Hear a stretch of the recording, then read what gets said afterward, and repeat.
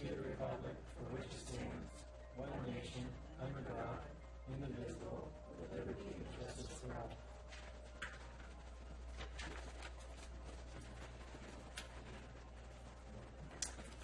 all. Okay, this meeting is being cablecast live on Charter Communications, Cable TV Channel 8, and AT&T U-verse Channel 99, and is being recorded for future viewing. Meetings can also be viewed from the city's website at www.cityofcapitola.org. Our technician tonight is Scott Gray, and as a reminder, please turn off your cell phones during the meeting. And for our large audience, for those who would like to speak tonight, just sign in when you come in and state your name at the podium. Okay, with that, we'll go to oral communications. Any additions or deletions? Staff has no changes. Okay, public comments. The public comment period is for those who would like to speak about an item that is not on tonight's agenda. So if you would like to speak, go ahead and step up. Hi, everyone. My name is Brittany Krass. Hi, Brittany. I'm 24 years old, and I'm the sole proprietor of a mobile gourmet hot dog cart. And I wanted to bring up possibly allowing food trucks in Capitola, specifically in industrial areas where there is no restaurant competition, and even more specifically in the Kennedy Drive industrial area where there is Santa Adarius Rustic Ales Brewery. Not only are bratwurst and beer the perfect marriage, but and there's a large culture behind that, but also I think it's really important to have something in people's stomachs before they drive away when they're consuming alcohol and serving alcohol. Santa Adarius is considered one of the top 5 breweries in the nation, and so a lot of people come and visit, and I think it would really benefit everyone to have food trucks be allowed to set up in their parking lot or somewhere designated in that Kennedy Drive industrial area. And I looked up the closest food option to Santa Adarius would be AJ's Market, which is about 1.4 miles away. So it's not really walking distance. There's not really somewhere where you can just grab a bite to eat if you're drinking alcohol before you drive away. And those are the main points that I've listed for allowing food trucks in industrial areas. Do you have any questions? I do have a question. Okay. I love the idea. I think it's a good idea. So you're asking us to approach it through the zoning code update tonight? Yes. Okay. Have you ever gone to the city council and asked them to amend our current code to allow that? This is my first time making any jump towards it. I think I was emailing with Rich, and I think it's good to approach it on both fronts. I think it's a great idea. So by way of background, the speaker did contact City Council via email about her desire to allow food trucks in the industrial zone. She recognized it wasn't allowed. City Council at their last meeting did talk about it a little bit, and I think generally expressed a desire to explore it. From staff's perspective, I think it's very doable in the industrial zone if it's limited. Once we get into the coastal zone, it becomes a whole different matter. And then certainly if we were to expand it down into the village, then there's other issues. But I think this request could be accommodated, and it's something that would work well in the zoning code update if we want to tackle that issue. Right. That's great. I would like to see us look at it in the zoning code update, but also find a way for the council to actually hear it and move forward with it. Yeah, I mean, it seems like this zoning code update, I mean, best case scenario is going to take quite a while before it's ever approved. And so are they regulated in the zoning section of the municipal code, or is there another section in there that regulates them? Because it seems like if there's another section in the code rather than zoning, it might be a lot faster to go to the council and get some sort of amendment. So it's right now, there's nothing in the municipal code that speaks about food trucks. It's silent throughout. There might be other places. It seems like zoning would be probably the best fit for it to me. But we could take a look at alternatives. But I think to the extent it's the industrial zone, we could process a zoning code amendment independent of the overall update relatively easily. And we are scheduled to return to the council and talk about it and give them some options, so.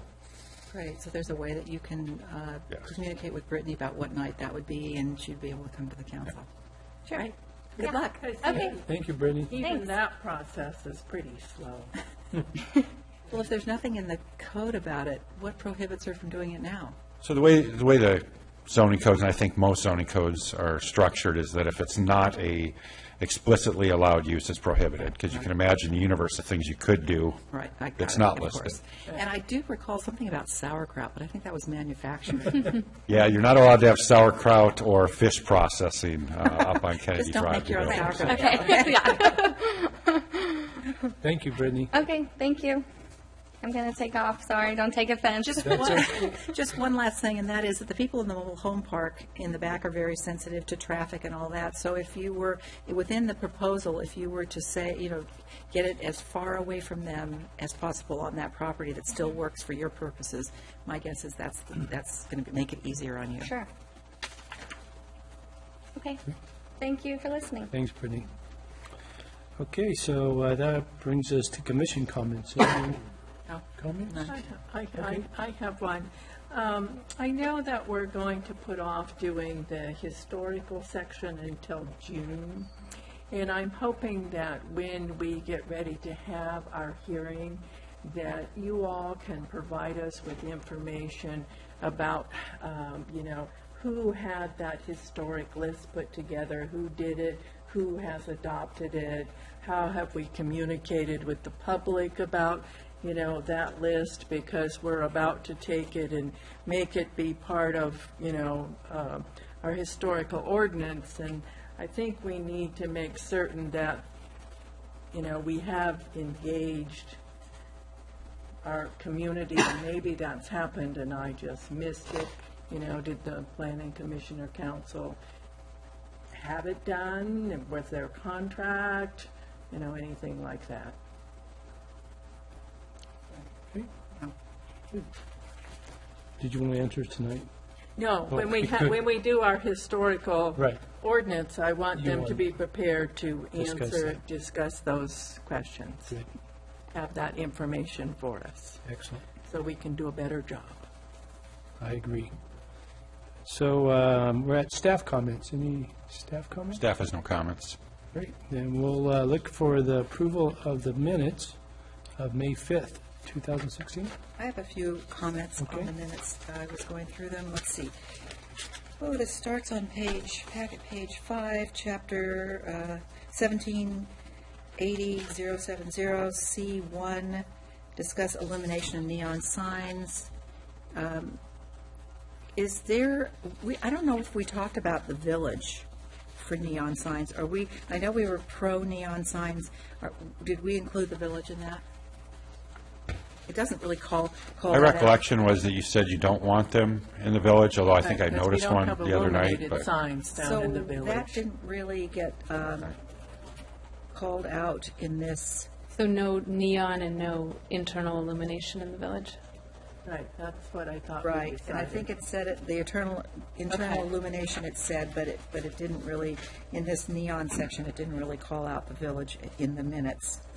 And then in the next one, added chapter 1780-070 D1, you say that it is 1, but I think it's actually number 2 that is the phrase you are looking for, and not number 1 in that. Okay. So can we go back to the neon signs, because it's starting to come back to me, the discussion that we had. So the minutes are to reflect what we discussed. Right. I think there was this kind of sense that neon isn't that objectionable, and in many situations, it's kind of desired. We talked about the martini glasses. And we talked about the hotel, the no vacancy sign is neon. Yeah. That's right. So I don't think there was a flat In the village? sense that, neon should not be in the village. So I think if we want to include it in the village, we need to set some standards that are different for the village than they are for the rest of the community. I mean, size-wise, and maybe an object is illuminated in neon, like the martini glass or a beer mug, or I don't know, it's all liquor, but, a hot dog. It's hard because it's a vague standard, and I mean, what we've done in other situations like this, when we get to something like that, is require some sort of a, So, what if we said we didn't want exterior neon, but in the village, if someone had it in a window, like, that would be work for us, because What you did say on that meeting was that you'd like all neon signs to come before Planning Commission for approval. I've also seen neon limited to like 2 square feet, so that for a bar, they could have 2 Heineken or what, well, I think beer signs or better. martini glass. I mean, that's the solution we've gone to in a lot of these kinds of things, is require that it come to the commission when it's there's no really easy way to define all the different options and make it exactly what we want. So, and that was the solution, I recall. Yeah, if you wanted, that's what I have down here, was that it requires Planning Commission, but if you wanted some type of administrative allowance for it, you can make it really small, and then I'm One comfortable square with it foot. coming to the planning commission. come to the Planning Commission. Okay, well, that's what the minutes reflect. Do we want to change that?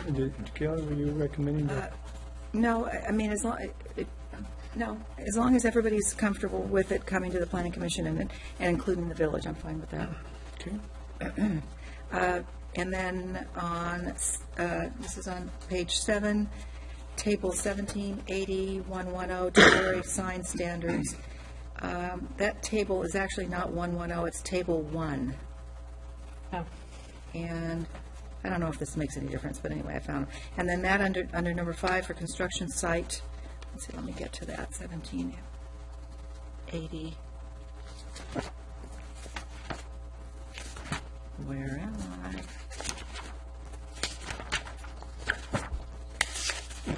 1780, 110, on number 5.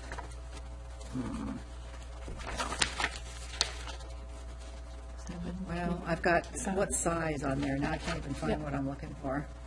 Planning Commission direction for construction site signs, non-residential for sale signs. Did we call out a size for those Central Village?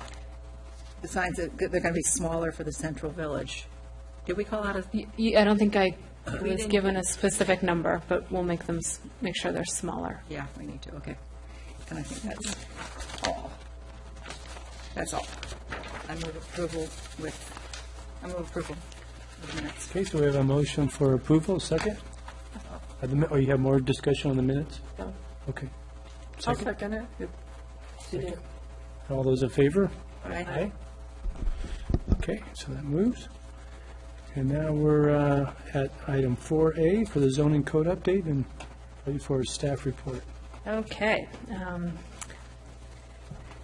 Tonight is our special meeting on the zoning code update. I'll quickly go over the layout of the zoning code. In the beginning of the new draft zoning code, there is a user guide to guide the public through how to utilize the code. The first part is enactment and applicability, just tying the zoning map to the zoning regulations. Part 2 is zoning districts and overlay districts, and it gets into the specifics for each zone and what the development standards are, and for the overlay zones as well. Part 3 is the citywide standards, and these are standards that are applicable to projects or any type of development citywide, such as parking standards. Part 4 is permits and administration. That's what we'll be probably stepping into at our next meeting, but that's how you process an application and what boards it needs to go before in order to be permitted. And Part 5 is the glossary. This is a list of the items that were tabled for this evening. Historic preservation, we're going to look at June 5th during the regularly scheduled meeting, if time permits, Is it depending on the agenda. That's the regular, is it June 2nd? June 2nd? June 2nd, I apologize. But this evening, we'll be talking about incentives for community benefits, nonconforming parcels, uses, and structures, supplemental standards. And then I also have mobile home park conversions on there, which we didn't get many discussion items listed for, and wireless communication facilities, which also I didn't get many discussion items for, but we can go through those this evening. So first, we'll jump right into the incentives for community benefits. The first section is the purpose statement. There are no requests for discussion on purpose, but I'll move on. The second section is incentives restricted to added benefits. It just says you can't go beyond the local, state, and federal law. The third is allowable benefits. And within allowable benefits, we do have a discussion item. Go ahead, Commissioner Westman. Well, the first question I had is I don't quite understand why, it's in this section. Why isn't it in the section that deals with the, regional commercial or the community commercial, since it only, applies to those two districts? So that's actually the first item we're going to talk about.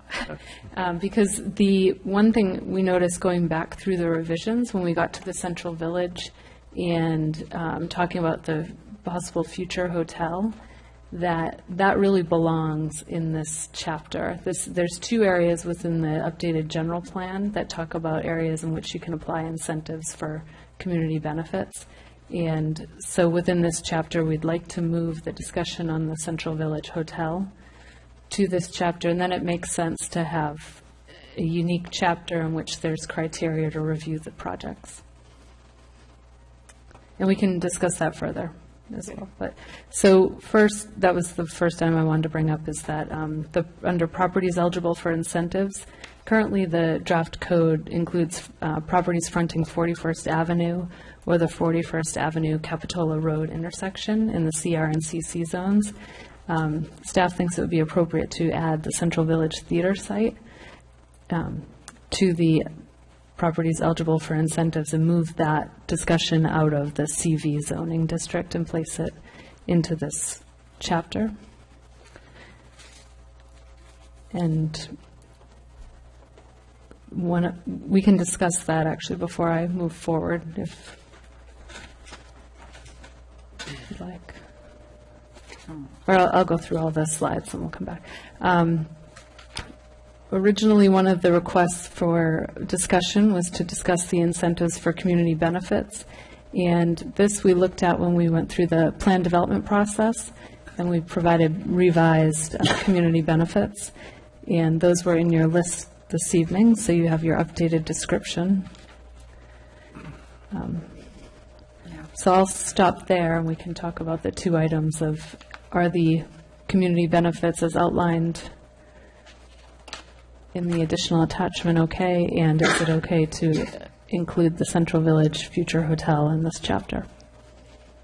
So even if the village were included, the theater site were included in this, what is the thought process for it being in a separate chapter? The thought process would be to include it in this chapter, and then under the section for available incentives, we would divide that into available incentives for the 41st Avenue corridor, and then available incentives for the hotel theater site, so it would be split. And then it would, a plan development, sorry. I was just going to say that in addition to those sites, we do have planned developments that could happen anywhere in the city that could apply for the community benefits, and that's why we thought putting it in its own chapter made sense. We could put it in 3 different places, but it seems better to But put it it in seems like 1 than we have a 3. chapter on we have information on planned developments, and if we put those incentives there, and we have things about the theater site, and we put those incentives there, and we have things about 41st Avenue, we're just trying to get it so that people don't have to flip around, but there must be another. So I'll clarify a little bit. The plan development incentives are a little bit different, and they are in the plan development chapter. And then for this, the incentives are unique for these 2 projects, and there's also additional standards that were outlined for just on the mall property that talked about the patterns of development. So we could put these in the other chapters, but this really talks about an additional process, an additional step. So I think it's, It seems to me that the incentives in the village and the hotel are going to be different than the incentives that you're going to have for the mall, that are, different than the incentives you're going to have in other areas. And I don't like the jumping around part. It seems to me that if you come and you read the section on, regional commercial, which includes the mall and a lot of other stuff, it should all be together. okay, we can easily do that. We can go back to the way that it was in the central village and then apply this to community commercial. I don't know, I think you could organize it either way, but I think this is a little more economical to do it this way, because there are a lot of provisions that apply to all of the three areas that we're talking about. They're procedural findings, et cetera. So if you repeat that 3 times in the ordinance, all those provisions, you're just adding bulk to the ordinance. So this makes some sense to me, doing it this way. Most of these provisions, in fact, are kind of universal provisions that would have to go in each of the sections. Well, maybe we can have the discussion about the whole section and then visit that after we've talked about the section, and because there might be some things that come up that make it so that that's not true. Okay. That's fine. So within the listed community benefits, it isn't all-inclusive. It allows people to bring forth their own benefits as well. So when we're talking about which they could apply to, we've tried to create enough benefits that if it were in the central village or on 41st Avenue, there's quite a variation that probably wouldn't apply, all of these wouldn't apply to either scenario. So any comments on the list of incentives that were within attachment 4?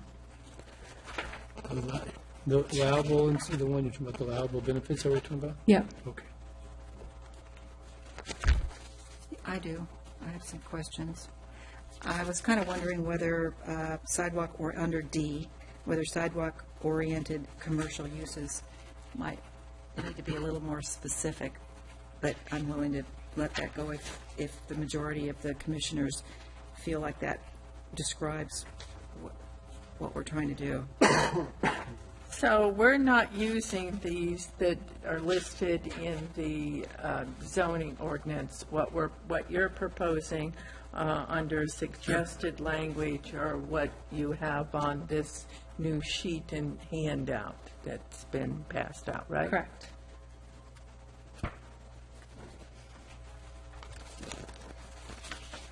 Because I do think the new language is significantly better than what was in here. And it makes it clear you've got to do more than, So everybody's okay with the sidewalk-oriented commercial uses phrase? well, this is going away, isn't it? No, really? What would be implemented is the language that's in the attachment. Right. Yep. Which location, let's see, allowable benefits. Oh, I see. So you're going to just use this in place of 030, all of the allowable benefits? I'm totally confused. Yes, okay. So So all of those are going away? well, they're revised to be more specific and to emphasize that it has to go beyond the I'm sorry, where existing is that? zoning I do code. not see that list here. Am I looking on the wrong sheet? It's the far right column. Got it. And it's the first And one? it's, the first couple are talking about when they're applicable, but after that, it goes into the allowable benefits. They're not in the exact order that you see in the draft code, because we tried to compare them to what was in the PD district as well. I don't think I'm looking at the right one. I think you are. I think you are. Yeah, This we is are. a- Well, this I is don't a understand how revised you copy go the from 21st. a long list of ones that are allowable to a one paragraph. Oh, no, it's the whole, as you go through the pages. There's two, front and back and part of the I next do, page. I read that, yeah. All right, so show me where is it, where are we? Public spaces, we're at surface parking. Let's see where surface, wait a minute, let's find surface parking. Kind of Let's jumps see. around, so I think on the second Yeah, page, you were concerned about the sidewalk part, is that right? so you don't have public parking, is that public parking? I can't figure out what exchanges what for what. Why don't you tell me which one of these is in place of D? Okay, so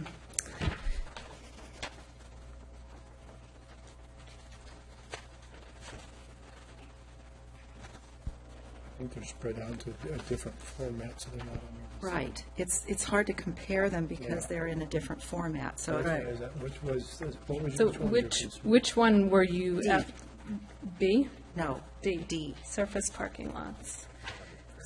So, public parking, Would be under public. surface parking lots, so that would apply only to the 41st Avenue. So it's on the fourth page, it's on page 31 of the packet. And it's the middle one. So these, It's on page, 31? I think. none I of don't these have pages are page 31. Oh. If you go to the fourth page, The very last page. That doesn't look. in the, Ends in Transit Center, surface parking lot. Surface parking Okay, lot. that's page 48 for us. oh, sorry. Redevelopment, with new sidewalk, okay, same language. It still says new sidewalk-oriented commercial uses. So my question still stands. Does that say what, enough? What are sidewalk-oriented commercial? That's where they bring it. Is it on the public street? Is it a sidewalk within the mall? Is it, We should definitely clarify that language. So I think it's buildings that are lined up, they're oriented towards the sidewalk, but that needs to be Towards the public redeveloped sidewalk. towards the public, yeah. Maybe the only thing we need to add is public, or, We put street facing, public sidewalk, we can make that more clear, it's not just putting create a something. new street, which we're recommending that might be done, which is an extension of 40th South. That would be a street too. Yeah, and I think we'd want that covered, Yeah. so But that would the idea is to apply. have the businesses on the sidewalk, facing the Right. sidewalk. So you're not, On you don't have the 41st big Avenue. parking lot in front of the All of them. business. Or, yeah, all of them.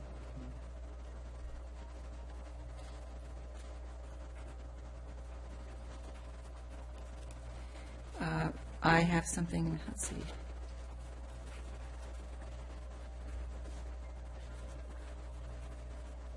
So we have taken out the word achieve under green building, right? That's been taken out in the, they have to exceed our, yeah, okay. And same with public art, correct? Yes. I admit that I read these, but public, Public art that exceeds the city's minimum public art requirement Good. and is placed in a I'm public. okay with these.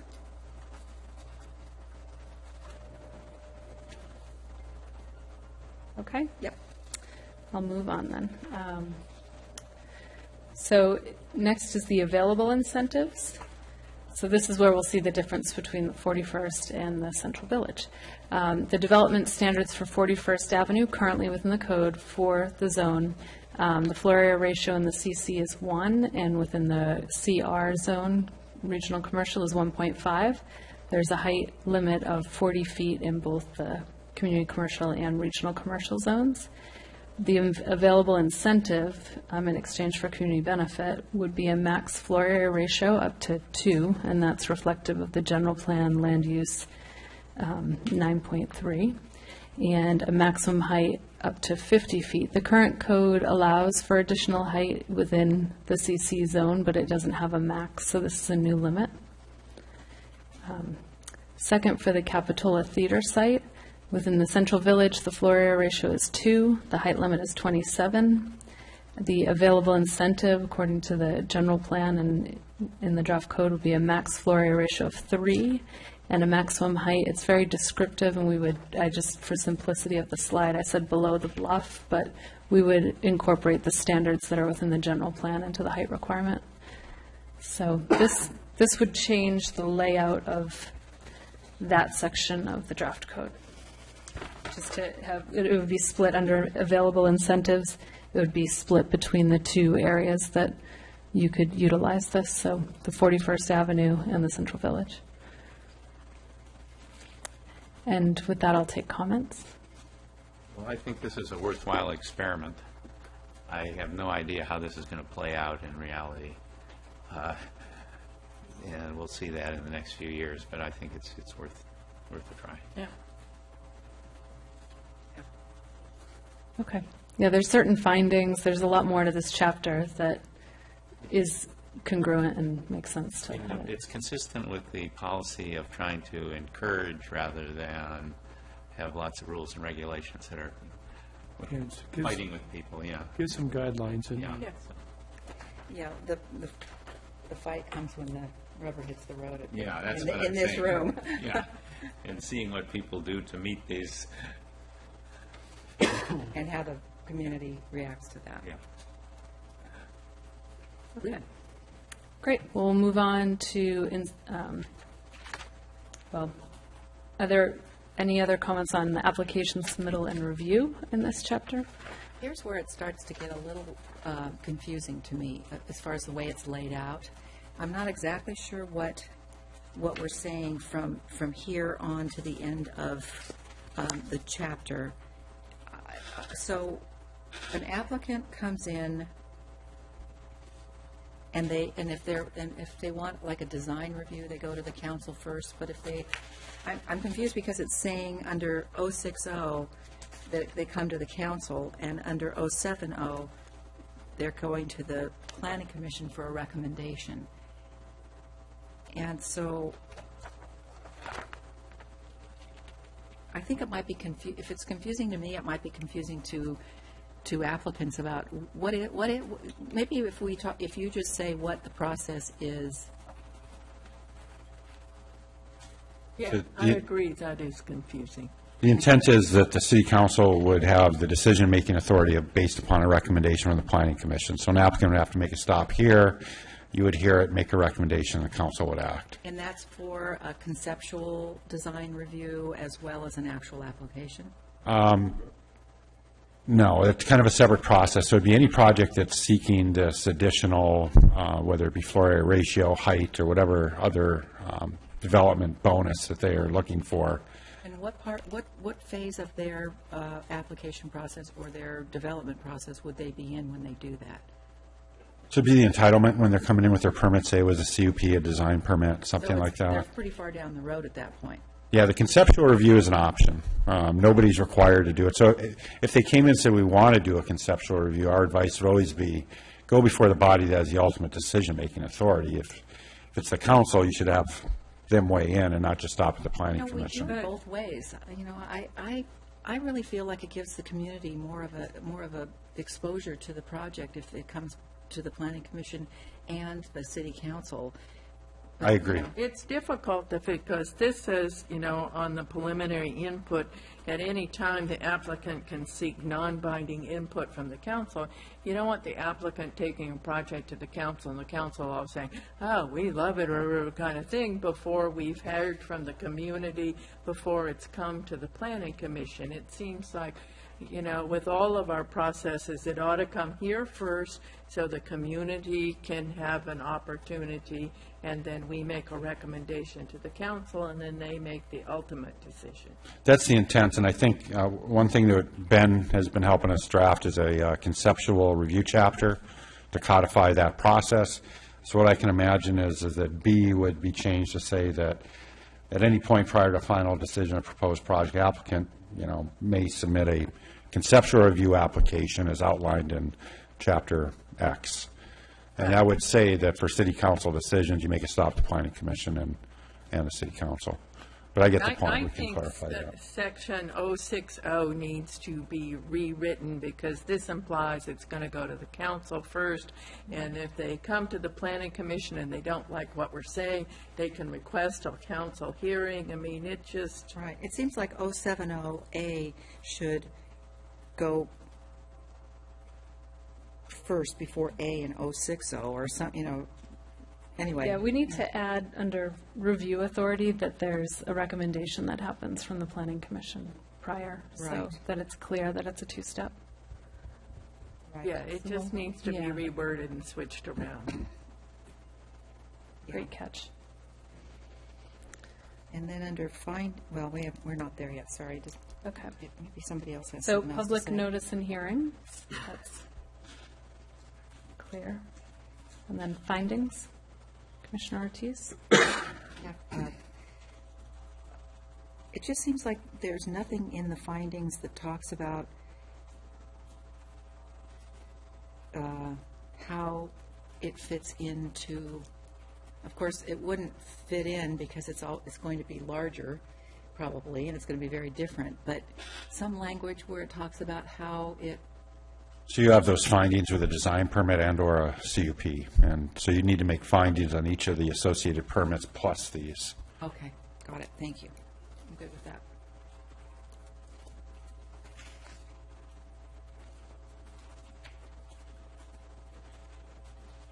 When we discussed this prior, I have notes in here of that adding a finding talking about going beyond the public benefits that are required by code. And that was part of the discussion of when we revised the standards, but we could add that finding here as well. Yes. To ensure that it goes beyond. You're adding another one to .080, 080. and yeah. what's it going to be? That the public benefit received to the community goes beyond the benefits that are required through the municipal code. So just reinstating that the benefit has to be bigger than what's required for, say, art, public art, or, Oh, that they exceed the requirements. yep. Yeah, C is kind of I'm having a choking on that one a little bit. But the new one makes more sense to me. Yeah, I don't know how they're ever going to figure out C. I mean, these are important because if a project is controversial and there's going to be a legal challenge to it, it becomes a question of whether or not the findings were properly made. I think if C is going to be in there, it should be fleshed out a little bit.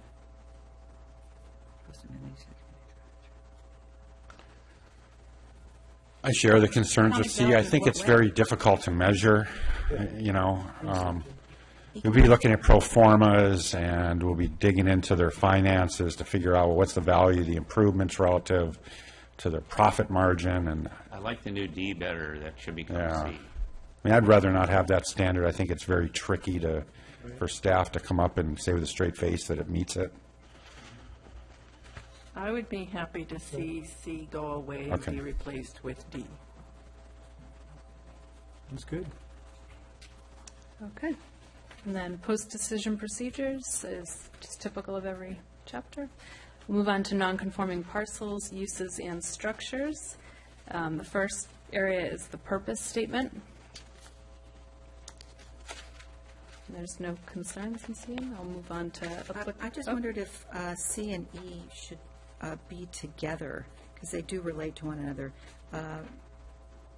Allow for the limits the limited enlargement and intensification of non-conforming uses of structures, and allow for limited repairs and maintenance. They're sort of the same. And I wonder what D is actually saying. Is it a garage, or is it, let's see, allow for replication of a detached single-family home to support improvements to the city's housing stock? What is that? This, when this went to City Council, there was direction for us to be able to allow for replication of single-family homes in order to save the small charm, and it was, you'd be able to replicate, but you could not do an addition to the home, I so think we that's, talked about that. Yeah, we did. Absolutely, absolutely. Okay, that's good.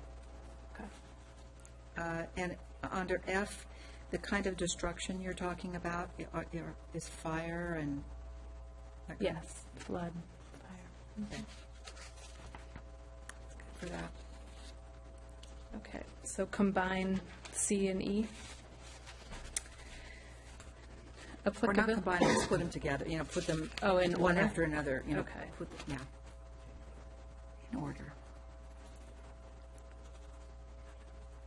Okay. Applicability?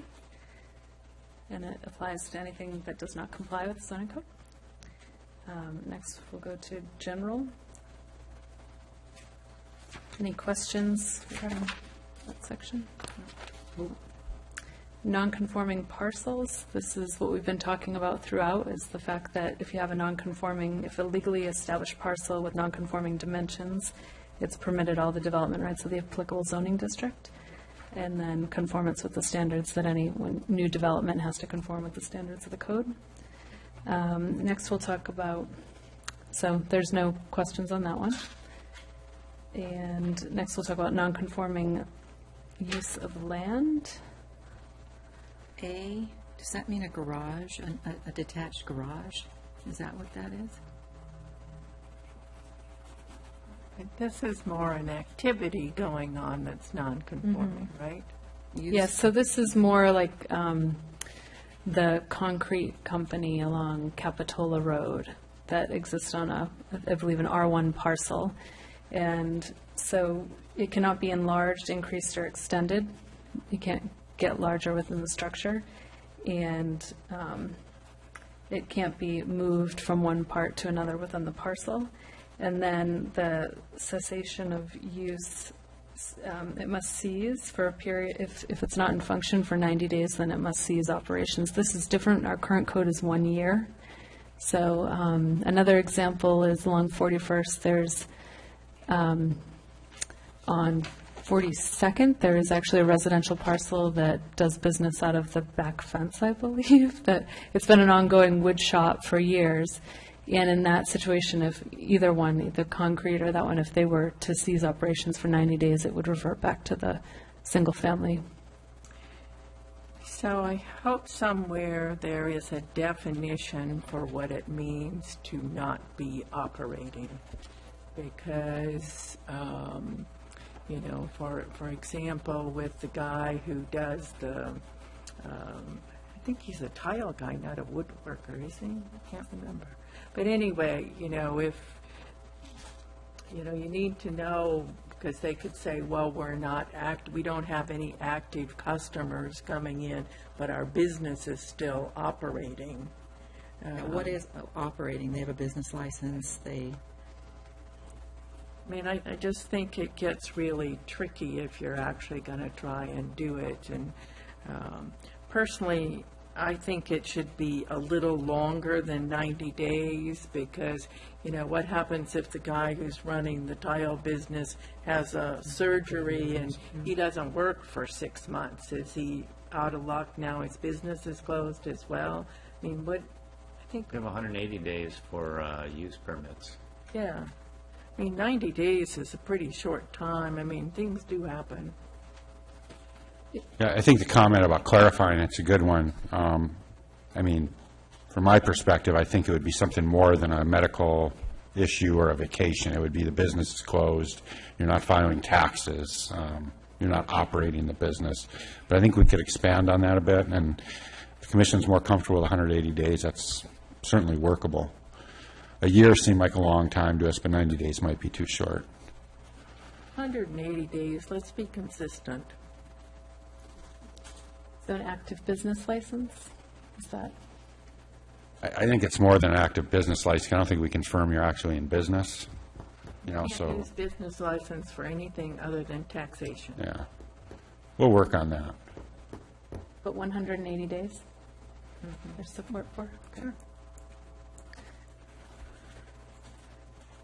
Okay, now we'll go into non-conforming use of structures.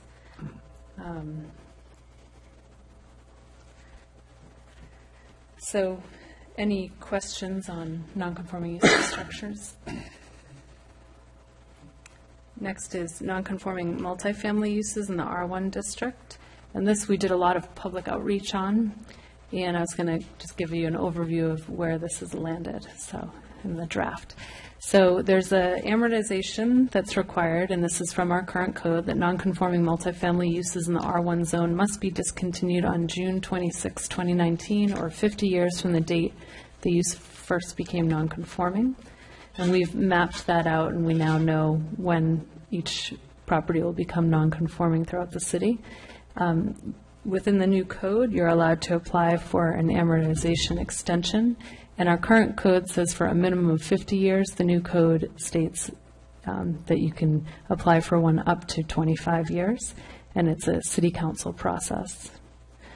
There are findings that must be made that the appearance, condition, and management are not detrimental to the single-family neighborhood, extensions necessary to prevent a major economic loss or lessen deterioration, and that reasonable conditions have been imposed. And then the use must discontinue after 25 years, so you cannot get a second extension if you were to apply for this extension. There is, when we went to City Council, they asked us to put in an incentive program to make these nonconforming uses legal nonconforming and allow them to continue. So this is one option folks would have. The second is to participate in our new incentives program. Participants would receive a permanent legal status for their nonconforming use. It requires a site analysis and improvement plan. Within the site analysis and improvement plan, the applicant must propose a community benefit to compensate for the impacts that cannot be fully mitigated. The community development director makes a recommendation to the Planning Commission, and the City Council makes a decision. I believe also the Public Works Director assists in that, because there's a lot of improvements tied to Public Works as well. And then property improvement, a property improvement agreement and schedule has to be submitted. So everything is very specific to the property and what their nonconforming is. And then a finding must be made. If findings can be made in support of the application, then the application gets a legal nonconforming status. They don't have to come back for an extension. It then becomes part of the record that that use is legal. So When was this, this was very controversial, when was it that we kicked this around? Was it last we year? kicked it around last summer, and it was, I want to say in June, we noticed all the properties that were non-conforming multifamilies in the R1 and had a workshop, and then we kicked around the ideas during the issues and options review, and also with the City Council during issues and options. My recollection, for the benefit of those who may not recall or have been here, is a good example of where this the rubber meets the road is in the Shadowbrook area there, where there are these multifamily units that are somewhat in disrepair, and they're non-conforming, and the neighbors don't like them. But yet, to go to a property owner and say you have a triplex and next year it's going to be a one unit is, I mean, you're just asking for a lot of trouble to try to do that. People aren't going to take that sitting down for sure, because the economic loss is just huge. So I think we kind of moved in the direction, and the council picked it up, of this sort of, let's get the best we can out of this, being realistic about the fact that it's going to be really hard to convert these to single family. So that's kind of where this, the genesis of this, in a way. I mean, it's like a good, again, it's how it plays out. I mean, what these people are going to come in with, and what it's going to take to continue your use or legalize your use, I guess, remains to be seen. Right, and it's a big issue over on, 46th, 47th, and 48th. And I remember coming to the workshop, and not only were the property owners here, but people, from the various neighborhoods were here as well. And,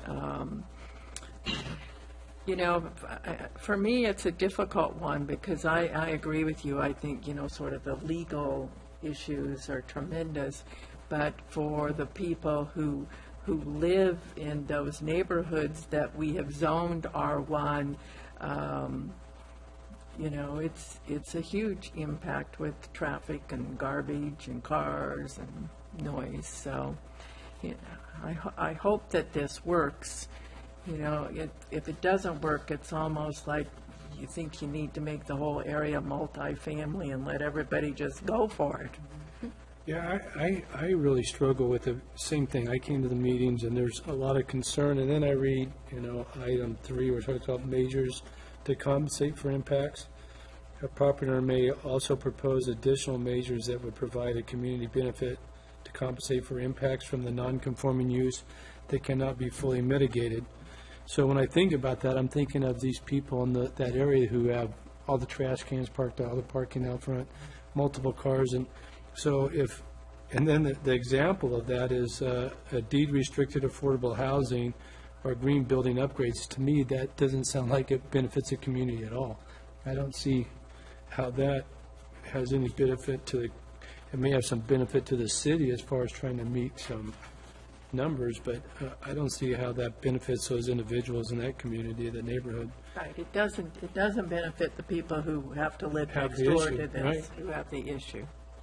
The way this is written, I could see it, depending on who's around, it could just kind of disintegrate to almost nothing.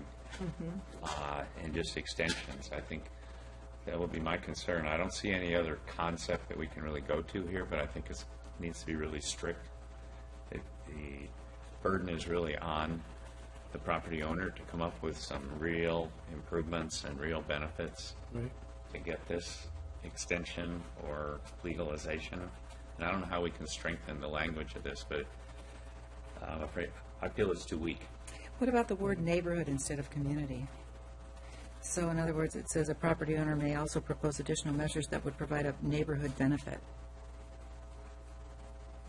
Right. I don't have any problem with that, but that's not going to solve all of it. The example still doesn't help. The examples, I mean, Right. Well, the affordable housing doesn't do anything if I live on that street. Probably in some ways could make it worse than it is even now. And, installing green building upgrades, that's not going to do anything to clean up the neighborhood. It seems like it ought to be things related to, parking, trash, garbage, closures, right. just building design, number of units in a number of building. units in the building, something, Substantial. reducing the number of units Substantial going from benefits 4 to to the 3. Yeah, if they can get the parking and the trash put away, and they may have to reduce the number of units, but if they can meet that, then maybe that's a purpose, a means for exemption, but I don't see how that helps the neighborhood in any way. In fact, it may even make it worse. Okay. Now, that was a So- good catch. Great, yeah, we'll expand on the examples and include reducing number of units in a building, shared parking, screened trash facilities, improved building design. I like that better. Yeah. Make that as strong as you can. Screening and landscaping.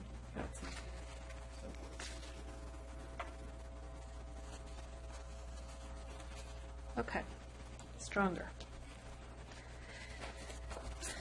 Next is non-conforming structures. So this was a discussion item.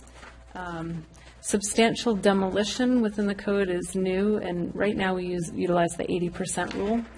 80% of new value. If you go beyond the 80%, you're required to get rid of the non-conforming structure and bring it up to date. Under the new code, it states that if a non-conforming structure is substantially demolished as part of an alteration or addition, the structure shall be brought into full compliance. And then we define substantial demolition as 50% or more of the walls, or 50%, and those are interior and exterior walls, or 50% or more of the area of the floor, ceiling, or roof. So again, it's doing math, looking at the home and I like that. quantifying. But we can tear down a non-conforming house and rebuild it. So I'm going to jump into that one Yeah. as well. So there is there's also included a replication of the single-family dwelling. So this is where it gets a little bit messy, because we're holding them to a 50% standard, and then we say, but if you Tear down the whole thing. if you tear down the whole thing, we'll allow you to rebuild it. You're limited to replication, so it has to be exactly how it was, unless, upgraded materials, but it has to pretty much look exactly as it did.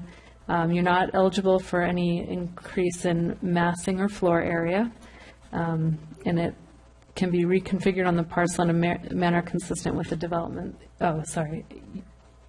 You're not eligible for the replication if the plan, if we review it and the mass and floor area of the existing home could be reconfigured on the site and meet the setback and height requirements of the development standards. We would allow deviations to reduce the nonconformity. So if you're replicating, but you want to make one wall shorter or something to maybe make the side yard work, you could do that. But you're not allowed to do any additions or modifications to increase the mass, floor area, or height for up to 10 years. So we would have to put some type of recorded document that is Yeah, you better, on the property. so the new buyer is aware of that. So when we look at this, this was a discussion item that was requested because within substantial demolition, you're limited to the 50%. If you go beyond that, you've got to bring it up to code. But then we have a new standard for the replication of a single-family dwelling. So I think that works okay. Just thinking about it now, because one is rebuilding exactly what's there. The other one is building whatever you want, as long as you don't go over 50%. The only part I struggle with is the interior, because I think remodeling the interior, not changing the footprint or the exterior, really doesn't affect, really the non-conforming part, because really, we're talking about setbacks. I and so- agree with you. So why not let people do what they want to do on the interior, and if they change the exterior, they start doing too much on the exterior, then, we can keep that 50%. But the interior part, I would hope that we would try to at least upgrade. Yeah, under both the current and proposed codes, interior modification don't require any discretionary permits. So it's only when you get into the exterior and you build a certain number of square feet or alter a historic structure that you get into a design permit. Okay, So I because in think here you it ought to says an take out interior in here. item 2A, it says existing interior. that's for how you calculate. So we'll just utilize Right, the and exterior I don't walls. think that should be part of the calculation. I Okay. mean, if you do a complete remodel inside of your house, new bathroom, new kitchen, open it up a little bit, you're going to be well over the 50%, and now you have to meet all the setbacks and all the other conforming part. Right, if your goal is to keep the outside of the structures the same, because you like the look of the smaller structure, there's nothing wrong with somebody going in and sort of blowing out the walls inside and rearranging it. Maybe they only want to have one bedroom instead of two bedrooms. Well, this goes back to the purpose. If the purpose is to clean up the city so that everything gets into conformity eventually, then you wouldn't do that. But I think we kind of abandoned that. Well, I think when we had think this we have discussion, abandoned that the other purpose. part was to keep the smaller beach Yeah. charm if we can. If we can, then they can still keep the same footprint. And Like A says in 010, allow for development and use of legal non-conforming parcels. So Right. that's the policy that we've kind of moved towards instead of trying to get everything into conformity. Right. what you would get out of that is new code, the codes of the building construction on the inside, wiring codes and stuff like that, but But we'll get that through building anyway, so. Okay, so we'll remove that from the, what do you think Substantial the boss has something to say? I think my suggestion after thinking about this more is to get rid of the 50% substantial demolition standard altogether if we have the replication. Because I can just imagine trying to explain to an applicant that, no, you can't take down 70% of your home. It's 49% or all. 3/4 of it is not acceptable. Yeah, And I have a hard time rationalizing I that. am- Yeah, I because understand. if you say to the applicant, you can take down your whole house, but you have to put up the same house. Or you can take down 49% of your house, and you can, okay. So let's talk about, I have a non-conforming house. And I decide that I want to add on to my non-conforming house. The way I'm hearing it is if I keep 50% of my existing non-conforming house, I can add on to it. The new additions need to conform, but 50% of my old house can still not conform. Yes. You cannot, I remember talking you about can't it, but expand the nonconformity, yeah, as long as, you can't Yeah, I extend the interpret nonconformity. it too. Right.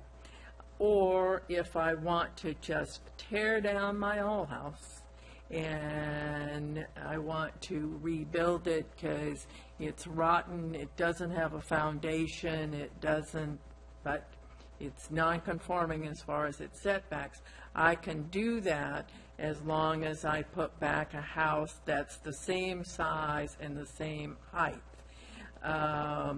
You know, my question is, when you talk about replicating it, if I have single pane windows in my old house or aluminum windows, do I have to put those back, or can I change those to meet, you know, today's sort of standards about energy efficiency and Right, what's the description of so replicate?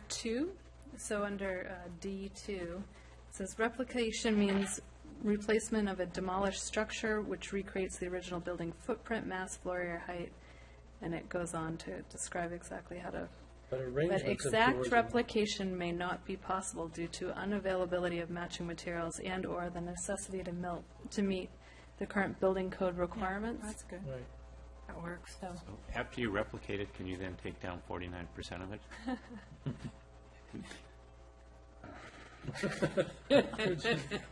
I don't like it.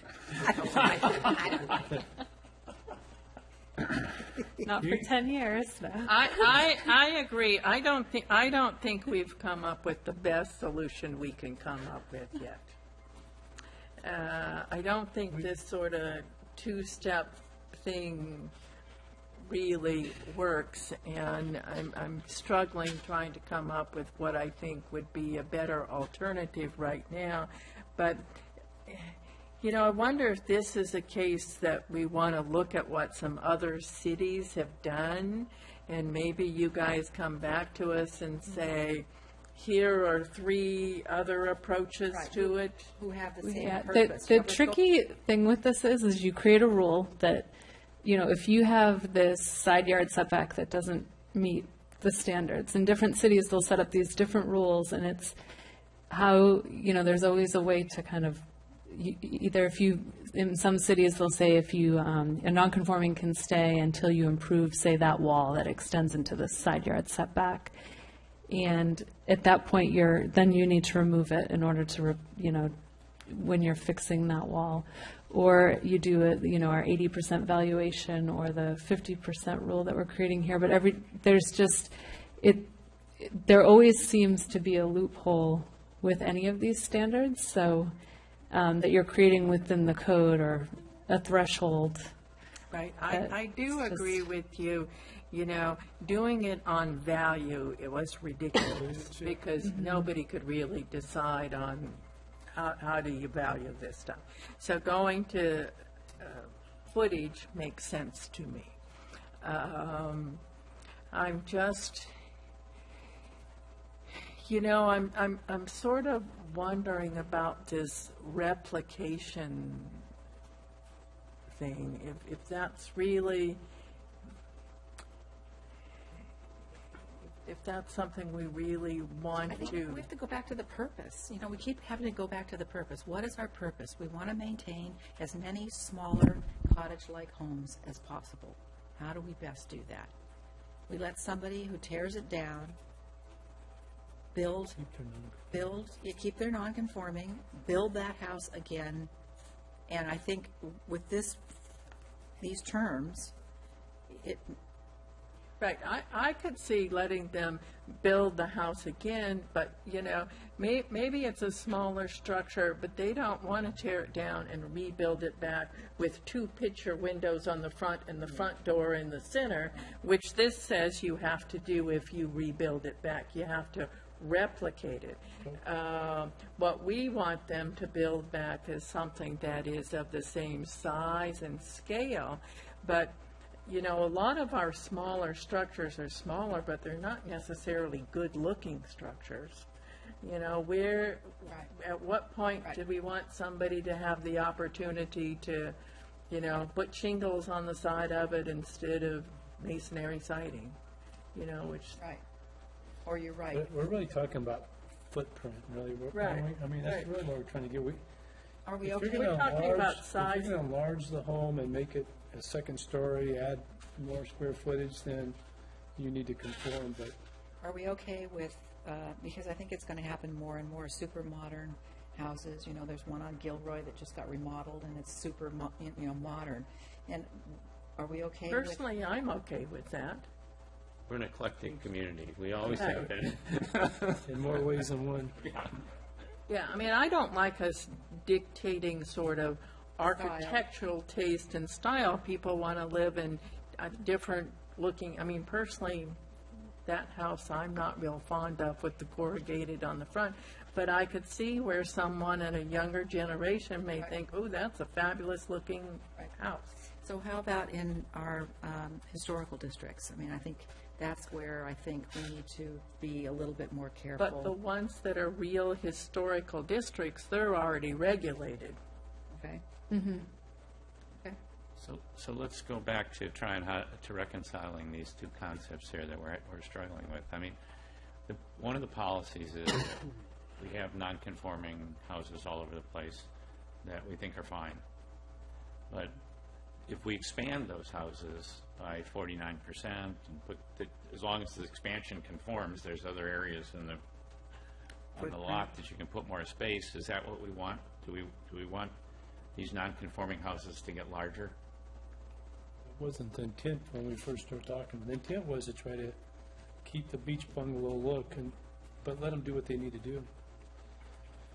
So that militates in favor of keeping the replication concept and doing away with the idea that you can take a non-conforming house and expand it in any way. So I'll give you an example, and I'll be specific. On Riverview Avenue, the property that Steve Woodside owns, to me, they did a very nice job of sort of keeping the low cottage there on Riverview, but they did a fairly significant two-story addition on the back of that property that's all brand new.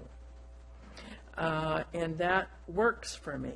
I think it's one that's sort of nicely done. So if we had said to him, no, you have to conform to all of the requirements for doing that, we would have seen a very different building go in on that property, and I think people wanted to see the old sort of front cottagey building on the front of it stay there.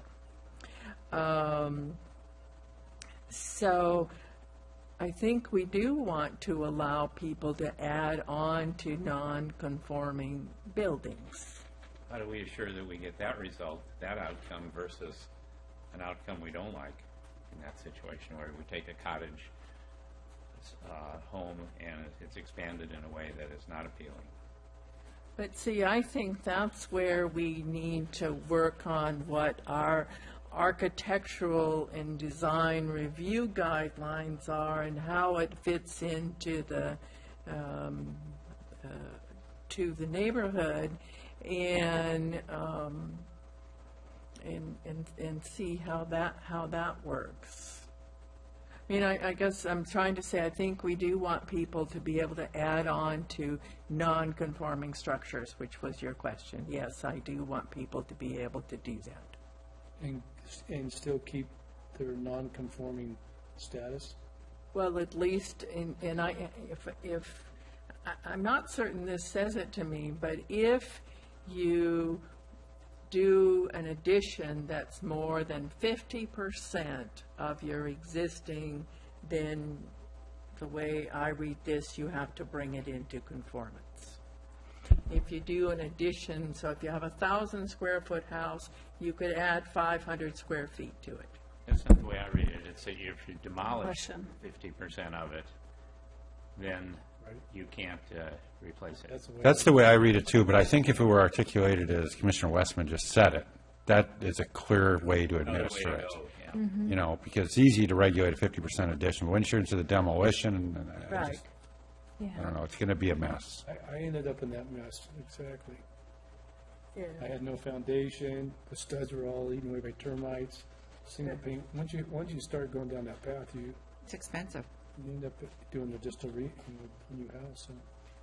Yeah, so that's, I mean, I'm just speaking for, that's what I would like to see, the ability for somebody to add on up to 50% of the square footage to that non-conforming structure, and it would have to go through all design review and, So can it be a second story? What we're now? going to be saying is, if you have a non-conforming structure, as long as the additions you make don't add to the non-conforming right, situation, you're okay. You can add, just don't make the non-conforming worse. right. That's, I agree with that. But that gets us a little bit away. What we started with, the original intent was keeping the beach bungalows. Does But get us- but you can keep the beach bungalow and, I mean, you can add on to them in a way that's tasteful and still works. Right, and I think we could add something in here that talks about the character and the public view of the bungalow, that it doesn't disturb that neighborhood, small, character.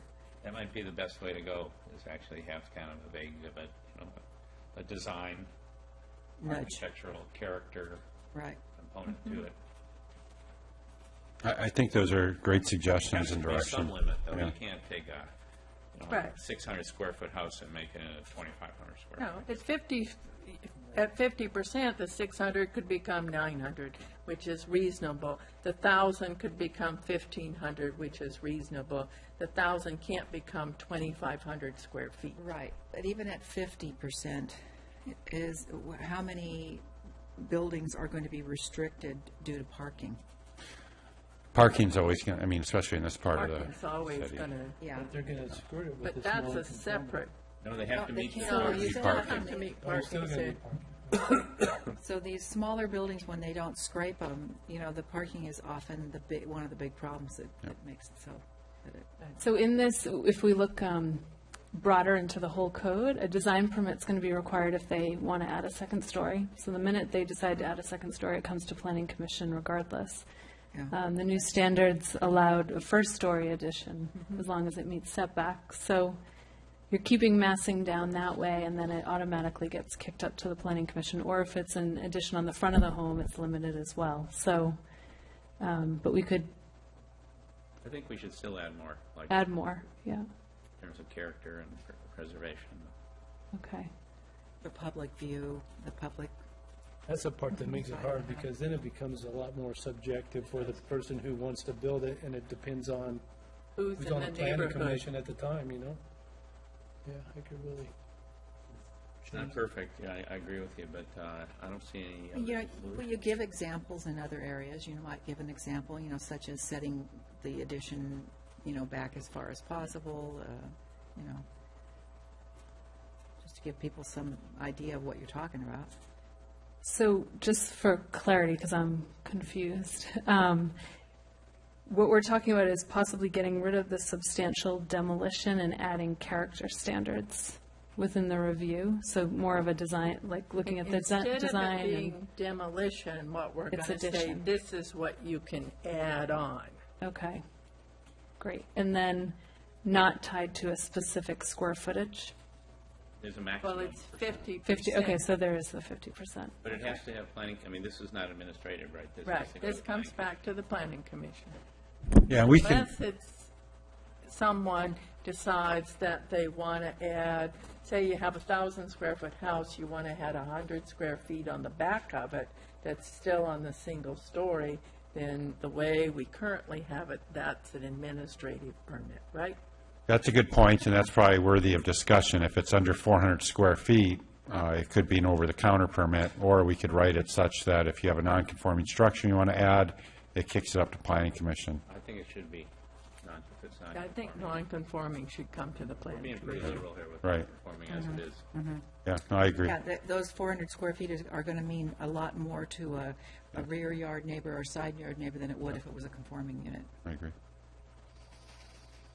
Okay. That's good.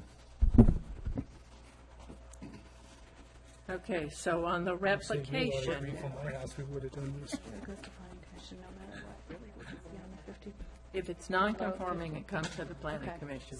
So the 50% threshold goes away. It's automatic. They can only add a 50% addition to it. Oh, a That's how maximum of 50%. Otherwise, you need to tear it down. Right. And it has to meet, the addition has to be conforming, and they have to meet the parking requirements Yeah. they're creating.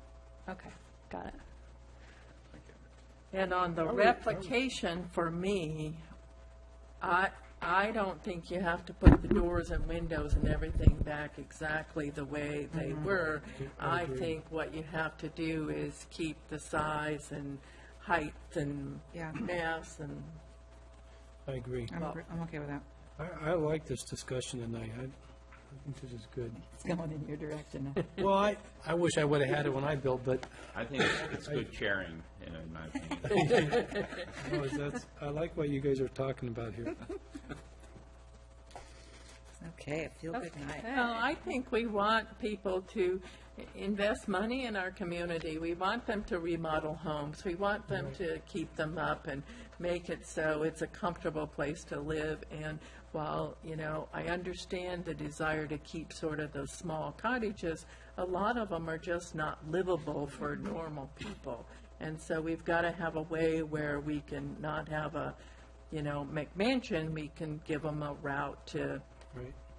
but be able to redo it. No, I think it's good. I think it's the right thing to do. Okay, next is the findings.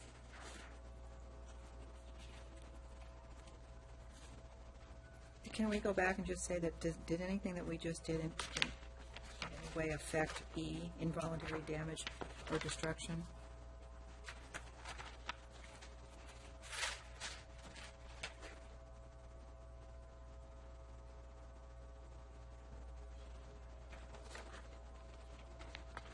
That's very similar to the replication.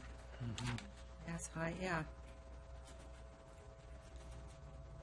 It looks okay, I just want to... Actually, and it says, but may deviate from design details such as architectural design and the arrangement of doors, windows, and roof lines. So we can take that language and put it in there earlier. Thanks.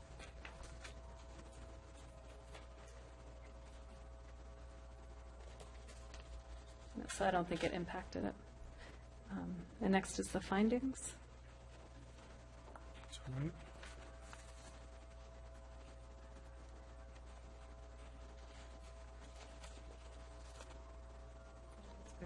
Okay. Next, we'll get into supplemental standards.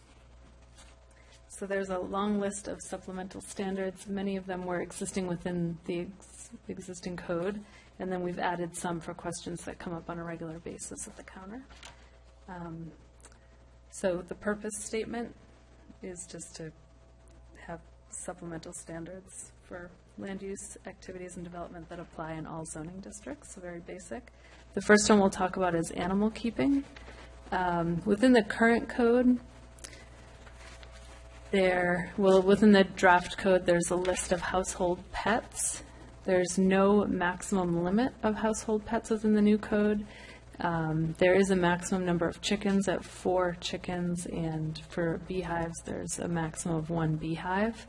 Within the existing code, today's code, each single-family home is permitted 4 animals, and then it says 4 animals in the following list, and then it lists all these animals, and it's not really clear if you're allowed 4 of each or 4 total within the existing code. So this is an attempt to list what the household pets are, not have as much oversight on the number of animals, because that could, it has very clear standards that if there's an impact, that we can go out and require them to decrease the impact of the amount of animals they have, but not be going out and counting chickens. Well, I guess we would be still counting chickens, but counting dogs and cats. So I did see it's okay to disturb neighbors between sunrise and sunset, Big so question about that, too.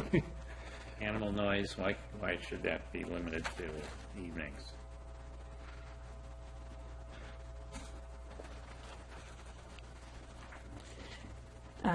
It's at the very bottom of Yeah, the it's page, number 96-1. 96-1. No animal may disturb neighbors with its noise between sunset and 1/2 hour after sunrise, so. What if you have a barking dog all day long? And now our ordinance prohibits that, and I would hate to lose that. Does it? Yes. Yeah, we don't limit the hours that noise is a problem for pets, I don't think. And I'm the one who brought up, I thought there should be a limit of, it could be a pretty high number, but like 5 dogs or something. Does anyone remember the Blodgett cats? Yeah, I do.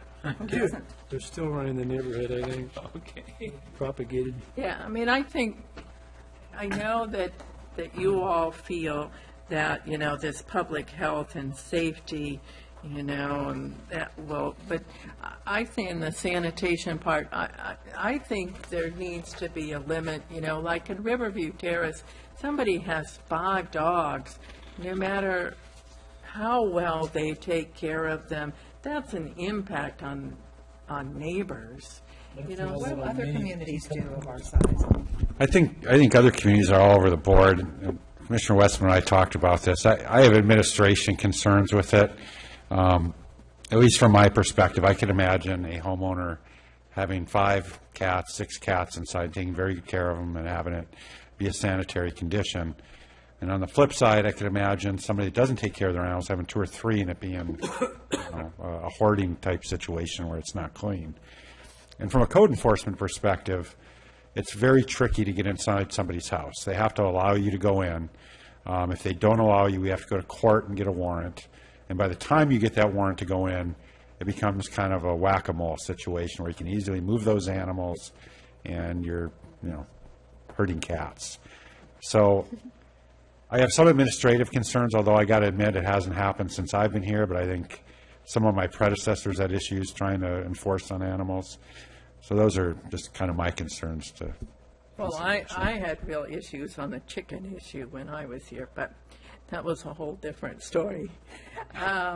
But, I mean, we could keep in the part about the sanitation, but it just seems to me that, where we talk about household pets, I mean, you limit the size a pig can be. And I think we could, limit the size of, What are you going to do, put the pig on the scale? Talk about whack-a-mole. are they going to put him on a diet before you come? I mean, poor pig. So I just think we've always had limits. It's never been a real problem to enforce, but it's been very handy at times. When you had someone who was, clearly abusive to it, and had 6, 7, 8 dogs, being able to simply say you can only have 4, or I think the number was 3 for dogs, I can't remember. Used to be 3, whatever it was. And so I came up with 5 and talking to Rich, because I was trying to placate him and say, okay, you can have lots of dogs before the number, but My sense would be, though, it wouldn't be the number, it would be the individual anyway, whether the individual had 3 dogs or 5 dogs. If right, they're but not- having a number was just an easy way to deal with part of those it. kinds of people. This section of the ordinance seems to me it just doesn't fit. Capitola we have 40 by 80 lots. So we're talking about things that would be 1 acre or 2 acre homes, and I mean, it's a very, very liberal animal ordinance here, which we have pets are great companions and do so many things for so many people, but I mean, in a small, tight-knit community like this, where lots are so small, I favor regulation. And I know a lot of communities regulate certain dog types, too. Now, pit bulls, there's a lot of pit bull ordinances throughout the state of California. Not that you can't have them, but they have to be neutered, and they have to be registered, and I mean, I just think this is way too liberal, an animal ordinance here. I don't know if that's, is this? I agree with you. So how about if we narrow the conversation to a set limit of animals? Would that number be 4, like the old ordinance, or would you like that Does decreased? someone really need to keep honeybees in Capitola? They're here. They're here, yeah. Okay, all right. Yeah. Yeah, And we bees- do bees are have, pretty- we do have a lot size for that. And, you know, in all honesty, for chickens, I think we need a lot size. I mean, if you've ever been where somebody's got chickens, I'm sorry, they, I vote. they, I used to have chickens in. I mean, I have a son and daughter-in-law who live in Aptos, and they have chickens, and they're not clean, they're smelly, and on our small lots, you know, if you're living on 40 by 80 foot square lots, there's really not enough room to have chickens. So I'd like to see at least 5,000 square feet to have chickens. And I would like to see us limit it to 3 dogs and 3 cats, And how many chickens? 4 chickens, which is So- what's in here. So it's 10. But you can have 6 10 total. pets, 10 How about a altogether. pig? So you can have 3 chickens and a pig, 4 dogs and 4 cats? As long as the pig's Is that- not over is that right? 150 I mean, I was pounds. trying to, you know, So I think we should say in there, A bird. no more than a total of 5 altogether. So I think that would be going, tighter than the current regulations. I think right now you could have 4 cats, 4 dogs. I could live with the current regulations, Do 4 dogs, do 4 we really cats. have an issue right now with animals and? sometimes I we really do. don't I mean, know.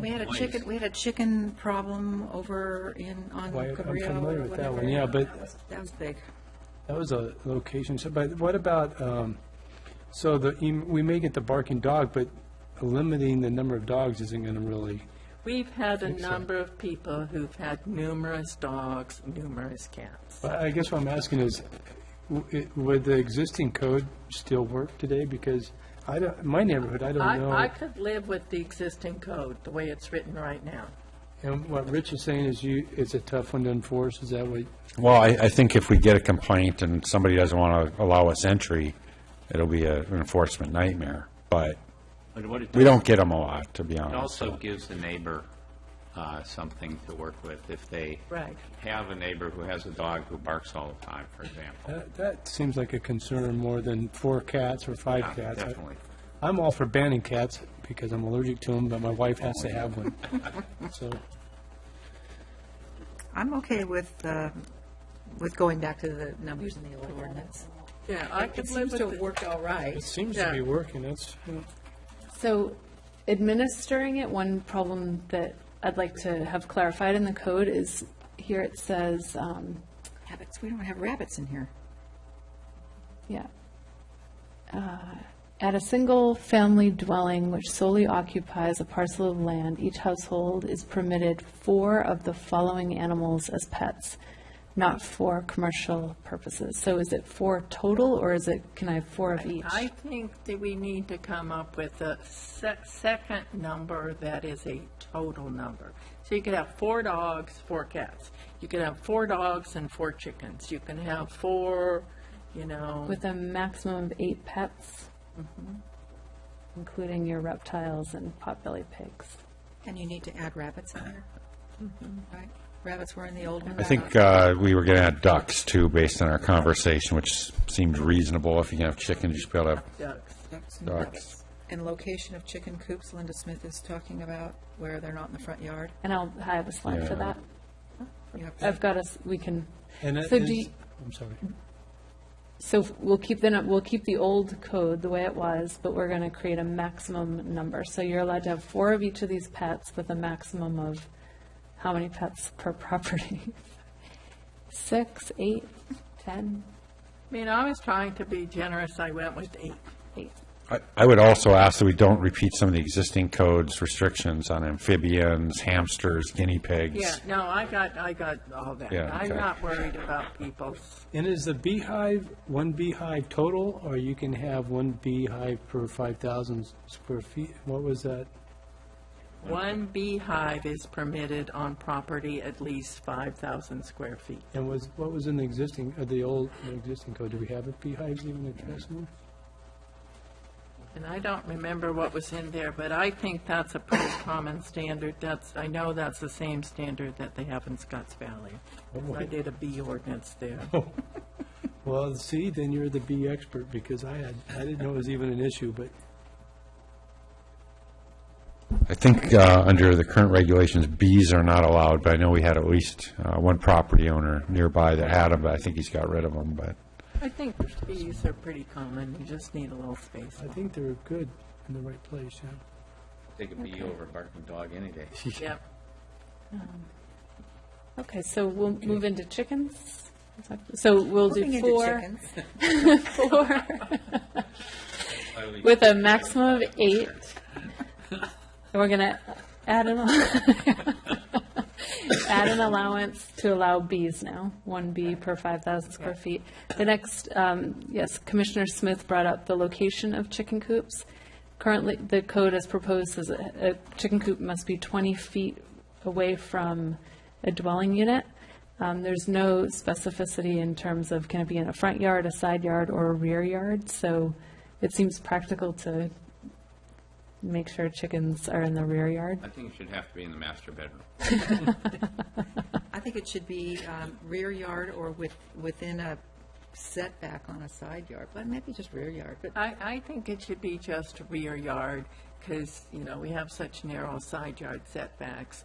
And I like the 20 feet from dwelling units, so at least the neighbor is going to have them. Not the dwelling unit where they reside. They should be 20 feet from any dwelling unit, I think, for health reasons. Which is what I think we have, 20 feet from dwelling units. But it says adjacent, so your own house, they could which live that would up be hard, against the because house. then you'd have to have, 40 feet. You have to have some in big back. property. And Yeah. Well, I think chickens are all that dangerous. It's not that they're dangerous, it's that they smell, they have diseases, My chickens don't smell. I don't know if I don't chickens know really smelly chickens, smell. I but- mean, I think if they smell, if they're close to their own house, they're going to want to do something about it. But if they don't do something about it, that's their problem, right? okay, I can live with 20 feet from the adjacent properties. Ian, would you like Dwelling to units. require that they're on 5,000 square foot properties? That was another, Yeah. their agreement? Yeah. on that? Okay. So for chickens, they are limited to the rear yard. They have to be 20 feet from adjacent dwellings, and they're on a 5,000 square foot minimum lot. And no pen for any animal can be in the front, right? I mean, is that sort of said somewhere in the code? Essentially, it's a structure, and it's not allowed as an encroachment in the front yard. Somehow that didn't work for the person who had chickens in the front yard. That's how we enforced. Oh, that is. Right, okay. All right. Okay, next is emergency shelters. I didn't have any notes on emergency shelters or requests to discuss. Is there any requests this evening? No. No? Okay, home occupation. One minor modification that I'd like to suggest as an edit is under B2, sales and displays. Products may not be sold on site directly, because there's a lot of sales that take place over the internet between, if they're working with Amazon out of the warehouse and then direct to customers, but there's no on-site sales other than in the computer. So, but other than that, any additional edits? Nope. Okay, next is intersection site distance. This has been clarified. We've incorporated what the Public Works Department would like to see. Prior, we had some standards in the zoning code as well as a standard that Public Works used, so we've merged the two, and it's I think it's a lot more clear with the figure as well. Any edits to that section?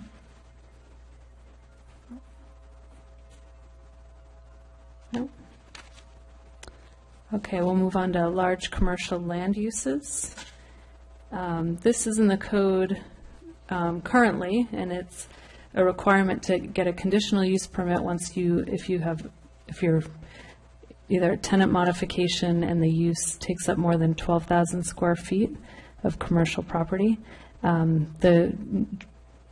There's an exception within the existing code for if a property has a master use permit, that you're allowed to change out the use within a larger than 12,000 as long as it's been allowed by, it's a use listed within a master use permit, and it's also under the existing code exempt within a shopping center that's over 300,000 square feet, so the mall. Within the draft code, the number has been enlarged to the 20,000 square feet, so a smaller retail center that replaces an existing retail center that, or tenant space less than 20,000 square feet could come in as long as a conditional use permit's not required in that zone. So if it's retail. There's an exception included in the draft code for within a master use permit, and I'm not sure if it was an oversight or intentional, but would you like us to add an exception for within the mall if a tenant space that's less than 20,000 square feet gets changed out with a principally permitted use, should they be allowed to be exempt from the requirement of getting a conditional use permit?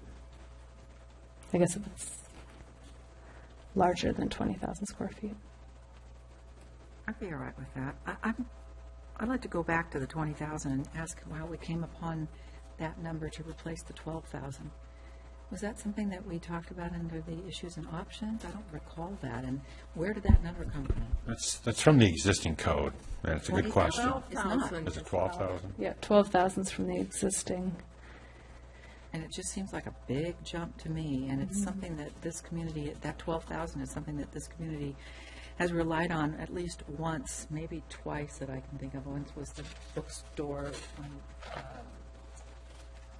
the bookstore wanted to go in to the Nob Hill Center. Can't even remember the name of that bookstore. They're already out of business.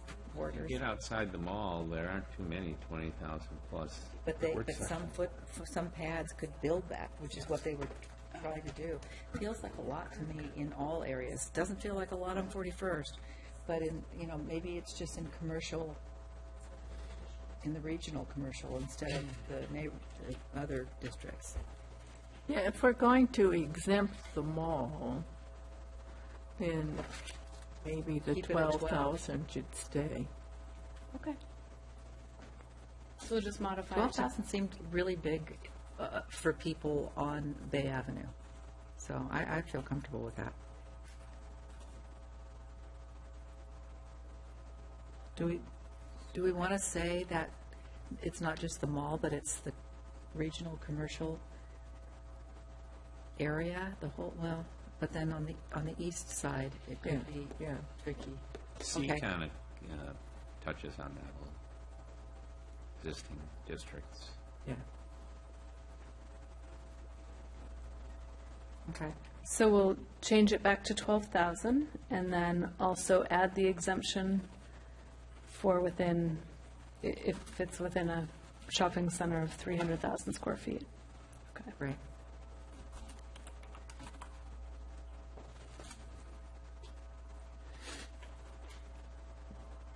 Okay. Thank you. Next is large home daycare, and there were, That's established in state law. Our hands, right? yeah. Large residential care facility. That's in state law too, right? Yes. And offshore oil development support facilities, that's prohibited. Permanent outdoor displays, this is a requested discussion item. So within the zoning code, a permanent outdoor display requires a conditional use permit within the draft code if it is within the village. It's an administrative permit as long as it complies with all the new regulations that have been drafted if it's outside of the mixed-use village. There are new siting and development standards included in the draft code, as well as new design standards. Some of the siting and development standards are there's a new height or maximum height of 6 feet. The size can be 10% of the width of the front facade of the building or 6 feet wide. I think that needs to state either whichever is larger, or I don't know how you know, these two. What displays are we talking about? That's my Yeah. exact question right here. I'm What's not- that? What kind of displays are we talking about here? Any outdoor display of retail is what I'm. So I'm like we- no so- for the whole thing. Okay, that's the big question on I don't this want one. the whole thing I- to go I away. was- I have the same thing. I'm not So in favor of it. I say no for any outdoor display that's on any kind of public property. It seems to me that if a business is designed where it, you know, it has an entry area, you know, walking into that that's on private property, and they want to, you know, display something, they could, or I could go with no all the I way. see Orchard Supply on steroids in the village. I don't see Okay. where it applies in the village. That's my only. I'll go with no. Rich, you No have something? altogether? No, Beyond the village, or take no? the whole Take the whole section thing out. So Outside in the the village, we- instance of Orchard Supply, how would you like us to? Outside the village, I think it's still, I think in the commercial retail, in the Whole Foods is a good example. I don't find Whole Foods entrance. I don't either, and I thought about it today because I was going into Nob Hill today, and I noticed the plants, and I was saying the same thing about Orchard, and that is that there's something about living plants or food that feels different, and I don't know if that's discriminatory or, but I think that especially plants add to the ambiance of an outdoor area. You know, does that mean that everybody's going to start selling plants in Capitola? Would that be a bad thing? What I don't like is and they got a permit for it, CVS on 41st Avenue has one of those red boxes where they rent movies outside. How did that happen? And it's mine because I asked about it and I was told they came to the planning commission and got a permit to do that. That's the kind of sort of outdoor stuff I don't want to see. So maybe you're onto something that it could be, you know, fresh produce or plants.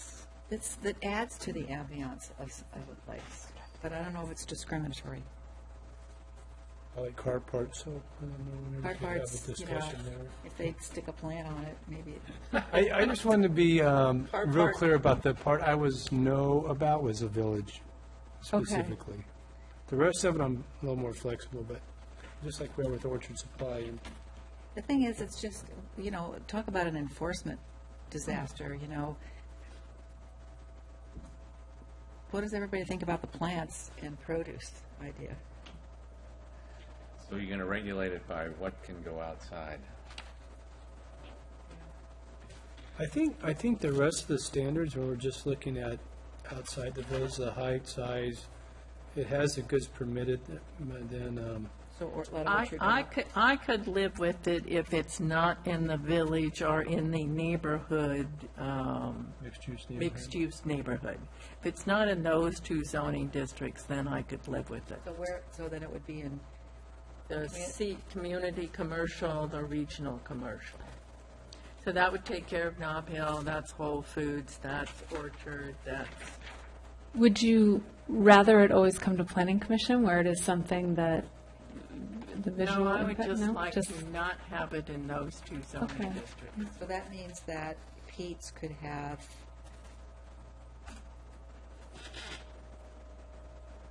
what? Pete's Coffee? Pete's. Mugs, coffee Pizza place, filters, they any goods that they sell Any could goods be, that they sell, they can sell outside.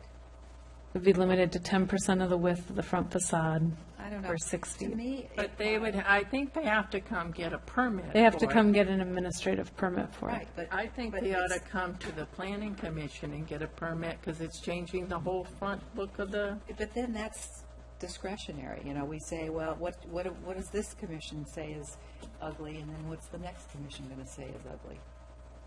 To me, also, that discriminates against my bakery. Now, I'm down the street and I can't put anything outside, but Pete's, who's smaller than me, can put something out in front of their place.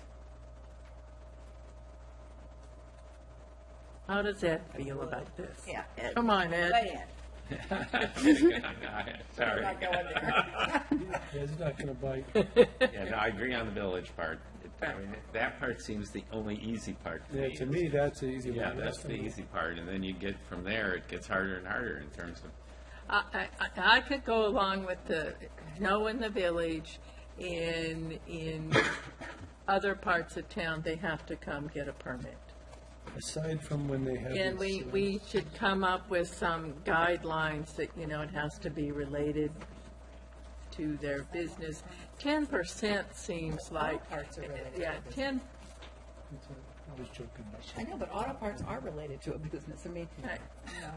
But if Mid-County Auto had auto parts, These how are would that really be a problem? These are permanent outdoors. here's what I think we should do, is ban it in the village and use this for the rest of the That's- town. I like And see that. how it works, with the idea that this is something that wouldn't probably have to go back to the coastal commission.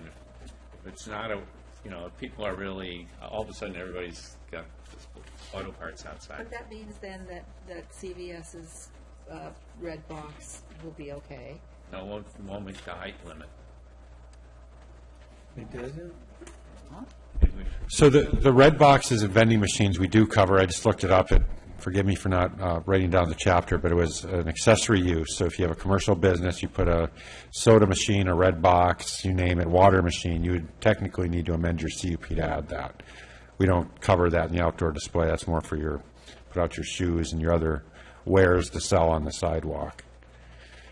Yeah, I don't like the vending machine. So we'd require an amendment to the CUP if somebody wanted to add it, if it wasn't shown on their original plan. So the standards here, we limit it to 10% of their frontage. So it's not a lot. 10% of the width of the front building elevation. Well, you're going to get also, and we're going to not allow vending machines. You could do it through a They CUP have amendment. Coke machines out in front of every building. They have them already, yeah. The ones in front of CVS are right next to I them. don't like it. I think we've done really well without junking up the town. So I think right now, there's really no standards for them in the code as it relates to vending machines. And they've just kind of popped up, and we get questions about it. There's really no clear definition. So now they've said they're allowed, but you have to amend your CUP and go to the planning commission. Yeah, there was a long period in town when nothing was allowed out in front of businesses. And then that sort of changed in the 2010 era. On They started. newspapers. Within the, Newspapers you cannot regulate. That's a free speech issue. and within the central village is the one place that conditional use permit is, you can apply for a conditional use permit for outdoor display or outdoor dining. But otherwise, in the community commercial, we've, like with Orchard Supply, we added that as part of their conditional use permit for their use. So it's, but without, we didn't have any specific criteria. Well, I think that's a good way to go, that somebody needs a conditional use permit. But I think there has to be some criteria about, so people understand what are the kinds of things that the planning commission would accept and not accept. I don't So know. we'll go with this criteria that's here, but they have to get a conditional use permit for everywhere in town except the village, and we're going to say no to permanent outdoor displays in the village. That will make, there is one at the Rainbow city limits currently, so we'll have one non-conforming. And they have a permit, I think, right? I think they're the only ones that have a permit. Yeah. Oh, she puts up those whirly wigs and flags and stuff out in front, and she does have a permit. So the design standards criteria here would give us a lot of control. It's enhance the shopping environment. Could deny anything on that basis if Yeah. you wanted to. All right, I'm. That's to complement the architecture of the building in the public realm. Okay. Okay, so the direction is to add a requirement for a CUP, and that's to the planning commission. Do not allow them in the village. And we're not going to regulate the goods. So there was discussion of possibly regulating it to only allow grocery and garden centers, but will not. do that. And number 5 talks about screening and discretionary review. A lot of, Should discretionary review, what does that, should that be in the glossary, or what is that, discretionary review? We can add it. It's any permit that, you exercise discretion. It's not an over-the-counter, standard-based permit, but we can define that. We talked about that with Orchard, right, that the returning walls came out so that from the sides you don't see they were screened from neighboring businesses and stuff.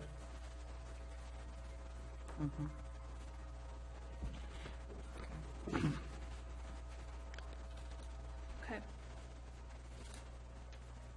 And it's very specific in the last section that they're only required on the parcel in which the goods are sold, that it cannot be within a landscape area or parking space or loading area.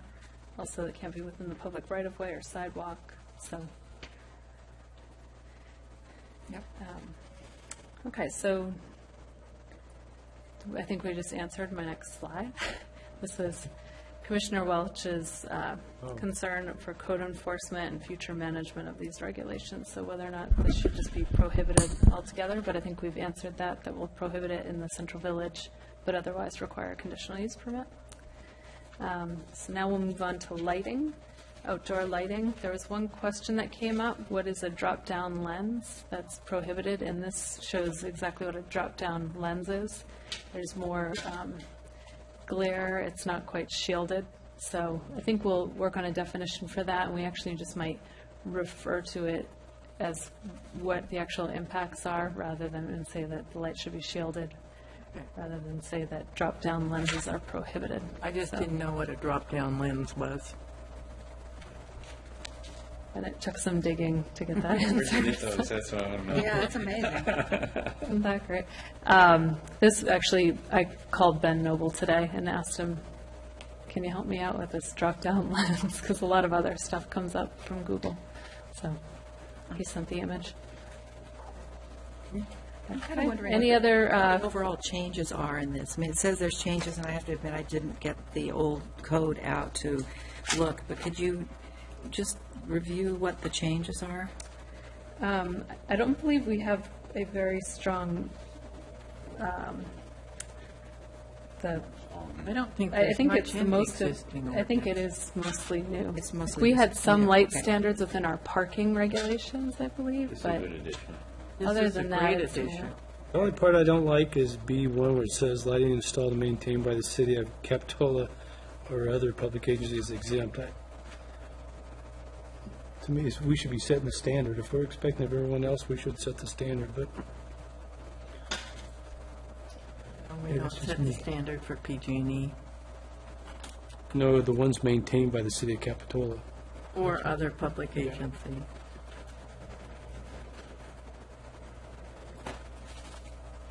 They do as I say, not as I do, that's all. We'll just- Yeah, I can see that.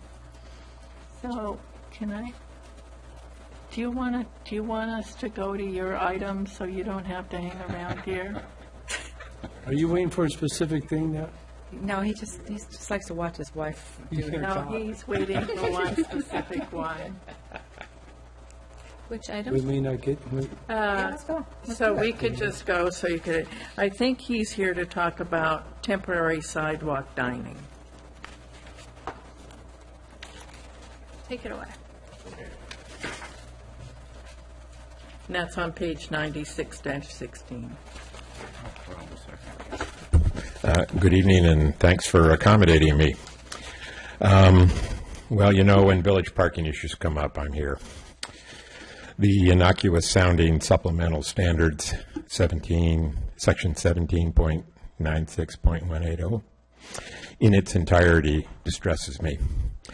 It represents a major intensification of uses in the village, serious losses of public parking, and the creation of a veritable slalom course of 4-foot wide sidewalks weaving around obstacles, bounded on one side by tables and chairs and on the other by a smorgasbord of street trees, pay stations, trash cans, street signs, and other things. All this without any apparent thought being given to the practicalities and impacts of sidewalk dining and the conversion of parking spaces to extensions of restaurants. I'm happy to give folks the benefit of the doubt on the occasional oversight or omission, but this absolutely reeks of trying to slip something by the public buried deep in the heart of a massive zoning rewrite. I have to say, Ben Noble, what are you thinking? Sidewalk dining. At least 14 restaurants have a theoretic crack at blocking a portion of our public sidewalks to expand their businesses. Could be one table, could be 15. There is no limit in the zoning ordinance that I saw. 365 days a year, free, except for an encroachment permit, which I believe is a very modest fee. What a deal. And the city staff gets to decide who hits the jackpot. In item 3B, I don't quite understand what 4 feet of width shall be provided from the curb to the sidewalk. I get the concept of a 4-foot sidewalk, but I don't understand the part about from the curb to the sidewalk. Along the Esplanade, for example, much of the curb side of the curbside of the sidewalk is obstructed by street trees and their guards, the pay stations, the trash cans, the electronic control boxes, street signs, and also the bumpers of the cars extending over the sidewalk. Where does the 4 foot of safe passage sidewalk begin? Does it wind back and forth around obstacles and clusters of tables and chairs? Or should our pedestrians, blind ones, wheelchair-bound ones, parents dragging kids' wagons, so forth, have a reasonable expectation that the sidewalk is more or less straight ahead? Did we really go to all that expense and effort to widen the Esplanade sidewalk last year to make it easier to navigate on busy days, only to give away that extra width to the restaurants for more seating space? It seems like bad policy to me. So the width of the sidewalk dining area from the wall of the restaurant to the 4 foot safe passage area is just dependent on how much the restaurant can squeeze up against the 4 feet. In other words, does Paradise get more tables and chairs than Caruso's because they are now blessed with a wider sidewalk in front of their restaurant? And what happens when the customer's chair winds up encroaching into the 4 feet? Or a friend joins them and drags another chair over to their table? Or their dog decides to take a nap in the 4 foot? All that I'm saying is there is a lot of potential for encroachment and impediments to pedestrians and their 4 foot of safe passage. And who is going to police that? And who is going to keep the 4 foot clear? It's certainly not going to be the restaurants, and I am guessing that the police department does not have the manpower to do it. So basically, this proposal is an open invitation to the restaurants to help themselves to the public sidewalks. Maybe you should have a physical barrier between the tables and chairs and the sidewalk, temporary, of course. Sidewalk dining, if approved, should be absolutely restricted to the same days of the year that the shuttle bus operates. Why have all that negative impact on our sidewalks on days when nobody is sitting there? There should be a very significant cost to restaurants for giving them the use of the public sidewalks to increase their business and revenues. And every day, at closing time, all of the sidewalk tables, the chairs, the railings, everything else must be removed and stored out of the public view so that pedestrians will have, once again, the safe and free use of their sidewalks. Just a little more. Conversion of on-street parking spaces. Now, this is the one that really chaps my hide. And as written, this potentially converts 27 parking spaces in the village from public parking to overflow seating for village restaurants. And that is a significant percentage of the total number of metered parking spaces in the village. It is a huge revenue hit, potentially, truly hundreds of thousands of dollars. And apparently, it can be for 365 days a year. And apparently, it only costs a few bucks for a conditional use permit and an encroachment permit. In recent weeks, you have worked so hard not to exacerbate the horrendous parking problems that we have in all of our neighborhoods. And now you are being asked to gut the village parking system, strip away hundreds of thousands of dollars of parking revenues, and create the world's biggest loophole that anyone with a brain could drive a truck through. I cannot even begin to articulate all the reasons why this is a complete can of worms. Please strip out of the draft and ensure that any such proposal to eliminate public parking goes through a full, independent, and thoughtful process that starts with a detailed and comprehensive proposal from staff. Don't create a giant loophole first and then try to figure out ways to mitigate the damages later. Thank you. I don't think the Coastal Commission would let us do this in the coastal zone. Yeah, I don't think they will either. And my concern, and I do agree with Nels, is that we've really had no community discussion about this. And this is a significant change in how the city is operated.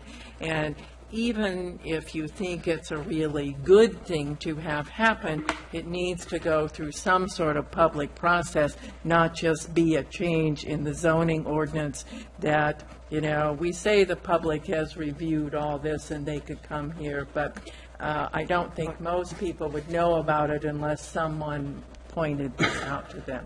So I think it should come out of this zoning ordinance, and if it's something that the council wants to take up, because I believe that's where the comment came from, was Councilmember Norton wanted this, then there should be some public process about it, not us doing this.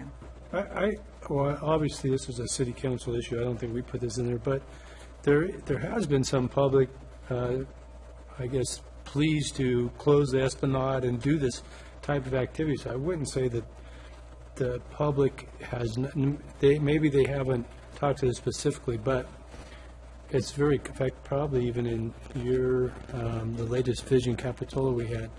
Yeah, I think it's people fine want to for it do to be a that. proposal that the public talks about.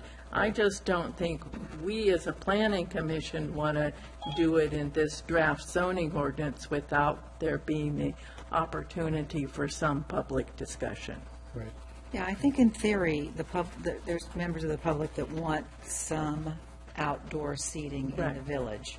But I think when they think about that, they think about these dedicated little spots that are, you know, tucked away here or there, or completely delineated with railing, and they're not, you know, every single restaurant right down the Esplanade. You know, I think it's just that they're dotted around, and then the question is, you know, who gets them and who doesn't, you know.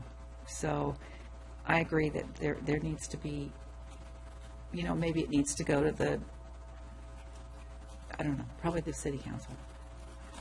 So just to defend Ben a little bit, and by extension me, so this did originate when we did our issues and options discussions. There were several business owners that expressed a desire to have more opportunities for sidewalk dining, because under current standards, you can't do it.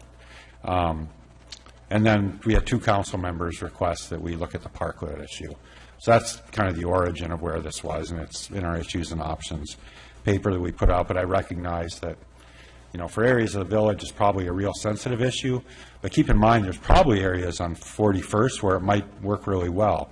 Amazon Juice comes to mind. They put out a few tables. They have a pretty wide sidewalk over there.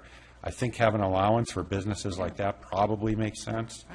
So I would try to steer the discussion into trying to identify where we think it may make sense, provide a permitting path for those locations, and then maybe eliminate the village if we don't think it works there at all for sidewalk dining, or work on standards where, you know, you can have some kind of limited allowances.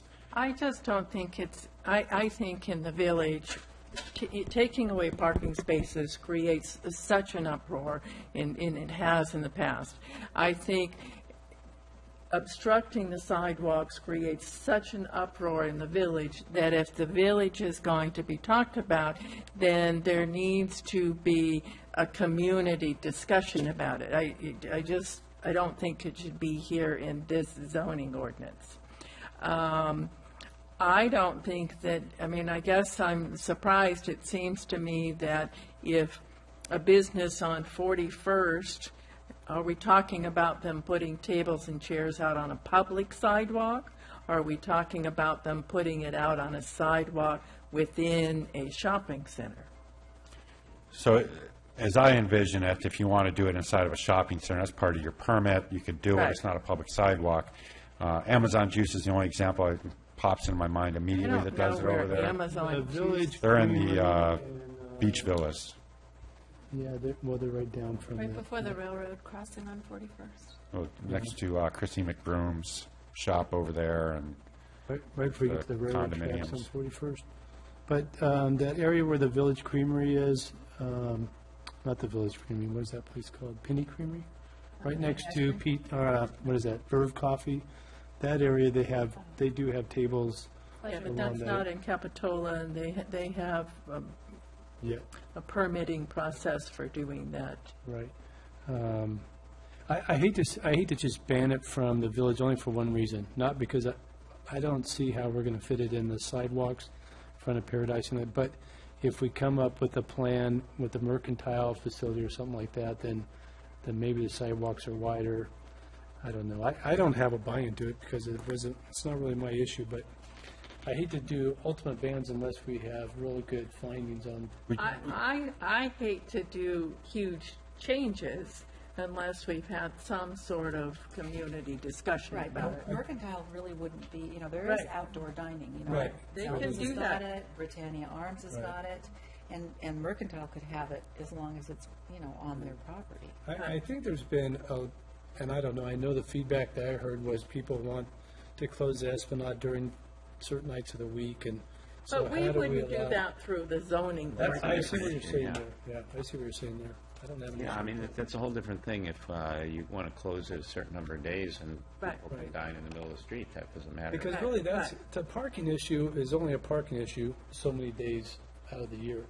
And I think when we look at the, economy of the village itself, if we can help those guys sustain in those off-seasons by whatever means, that I'm open But to hear what they have to say. that's not what this, I think the way this is presented, that's not what it does.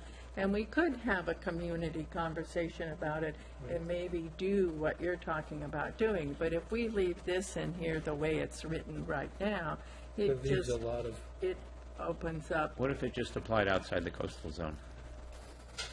This ordinance. that's a pretty big area. But they're non-sensitive areas.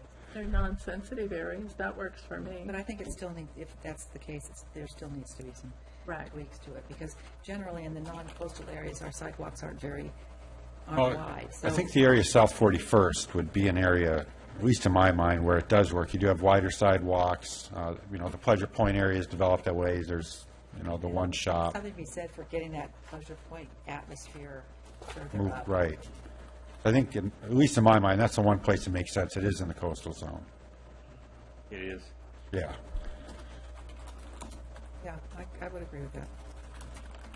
Well, I think right now that, this talks about the MUV zoning district. So I think personally, I would like to see it out of the village for right now. And if people want to come up with proposals for doing specific things down there, that's fine, but we would have a community conversation about it. And if you want to come back with some rewrites about how it would work in the other zoning districts in town, I would be open to hearing what you had to say. I think we could also, if you'd like, we could, I see where there are some big holes in what's been drafted. So we could also come back with a tighter regulation, such as like along the Esplanade. One regulation is here, you're only allowed one outdoor dining area per restaurant. So a lot of the restaurants along Esplanade could not utilize this option. In talking with the Public Works Director today, there was some concern about angled parking. So maybe you limit it that if you've got angled parking, it doesn't make sense that you could have an angled dining deck. It probably wouldn't function very well. But maybe we can take You a, have angled parking on San Jose where Caruso's is and those areas too. okay, yeah, so it would work along Monterey, possibly. It'd be very limited, but we could look at, is there a way to fine tune this a little bit better within the village? Well, I think if you're going to And- talk about taking away parking, there needs to be more of a discussion than it being just put in our zoning ordinance. Right, and there needs to be the realization that the Coastal Commission's never going to allow that. I think they will. Really? Yeah, we've talked to them about it. They didn't seem to have any issue with it as long as we offset parking, and the idea was it'd be the inland parking program. That's always been what Councilmember Norton and Bertrand have talked about. with But this.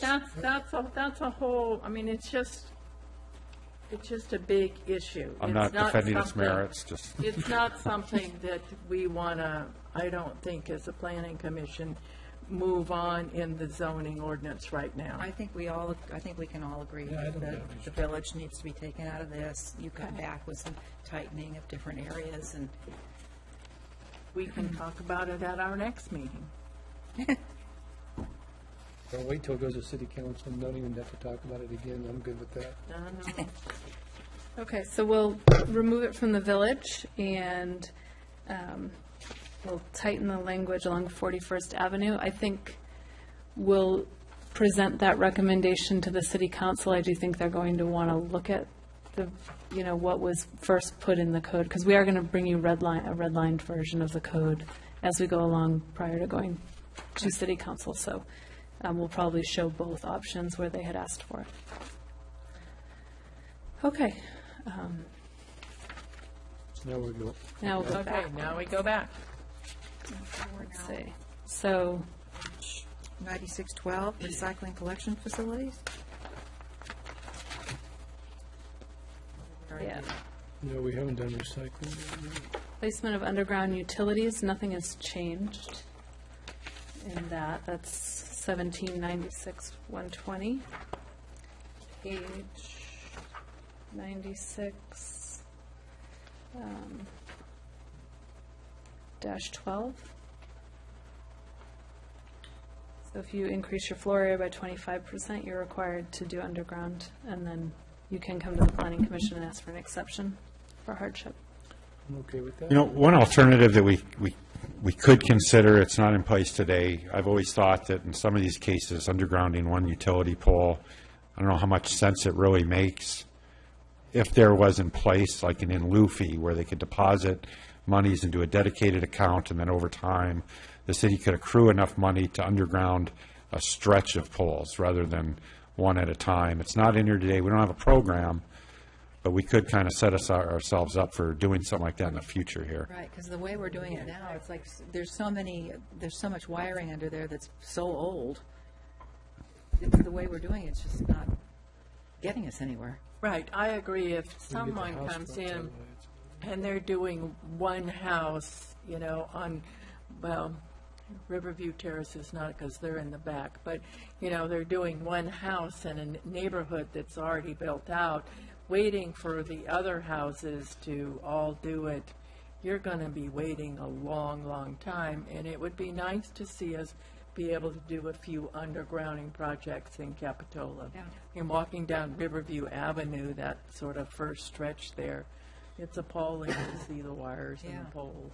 Yeah, some really sensitive, pick a sensitive area and do that. So If I there's like agreement that with that, idea. we could I write like- in or pay into an in lieu fee program if established, and Right. it'll be something we could tackle with the city council down the road. Yeah, that's a good idea. So I just want to be clear. So who would pay into the in lieu fee program? So I think the way it would be set up is if you were remodeling or building a new single-family home and kicked in the underground utility threshold, we could say, well, you can either underground that, or as an alternative, you could pay a certain value. I don't know how that would be determined. We have to come up with some calculation into a dedicated fund that the city keeps in the bank, and as enough money accrues, we do a bigger undergrounding project, maybe somewhere more sensitive, so it wouldn't necessarily be that exact location. And I maybe mean, we you set up, probably paid to underground Yeah, your I'm sure you utilities. Oh, no, so the thing, to me, I don't know, I kind of see, at least you're getting rid of house drops, house by house by house. You may keep the poles, and I'd love, trust me, I got a pole right in my front yard. I'd love to get rid of it, but how long would it take for that process to help. So you're saying people could do the overhead to their house on a remodel or a new house, but pay to a fee that may affect another neighborhood that's not even where they're at? Yeah, potentially. For I me, mean, I'd rather have the overhead drops gone. there's probably some policy discussion on how such a program would be put together. There's probably some legal issue, too, about requiring somebody to pay a fee that they're never going to benefit Get the from. benefit from. This sounds complicated to me. I mean, I don't think we can just kind of do this on the run here. Well, I don't think we'd set up a program, but maybe we write into the code, acknowledge that if there is a program set up in the future, that would be an alternative. I mean, we could do it as a future code Now, amendment, someone would but have to do the undergrounding. Yeah, At least you're getting rid of the house drops, because that's where it really starts getting congested. I don't mind some language that talks about the possibility down the road that Yeah. a program gets implemented, but for now, I Yeah, I'm think we good with should that. keep the requirement. Okay. Next is recycling collection facilities. There were no discussion requested on this item. Is there any this evening? So is this sort of regulated by state law as well? Yes? Yes. Yeah. Well, I don't, so I have an issue with this, because we kind of talked about this, and I can't remember what you said I was messed up or not, but, so it says existing commercial or industrial use, but underneath that also was parks and open space. And at the McGregor Park, we had approved and I just want to exempt recycle centers from our parks. We approved a recycling center, or did somebody approve a drop box for a charity? It's going to be staffed. It was going to be a recycle for center Hope? staffed. yeah, I did look into that a little further as background. It was approved, but the vendor's gone away, so there's no current plans to put it out there. Okay. And so if I do hear of something, I can bring it to your attention. Yeah, I don't think we should have them in our parks. No. I don't, I'm fine with everything, but not in our parks. Okay, so it's not allowed within parks, the way it's drafted. Okay. Okay.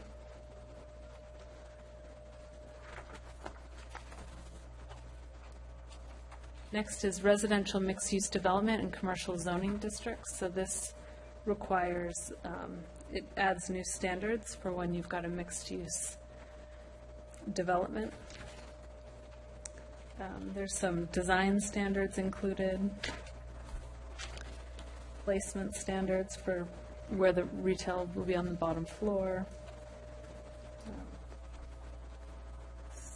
So can I ask a question about C2?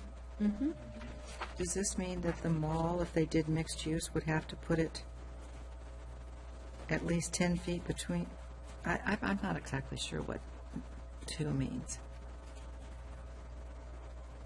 So I don't think it would apply to the mall, because I think the direction we received there is to have them do a specific plan to redevelop that site.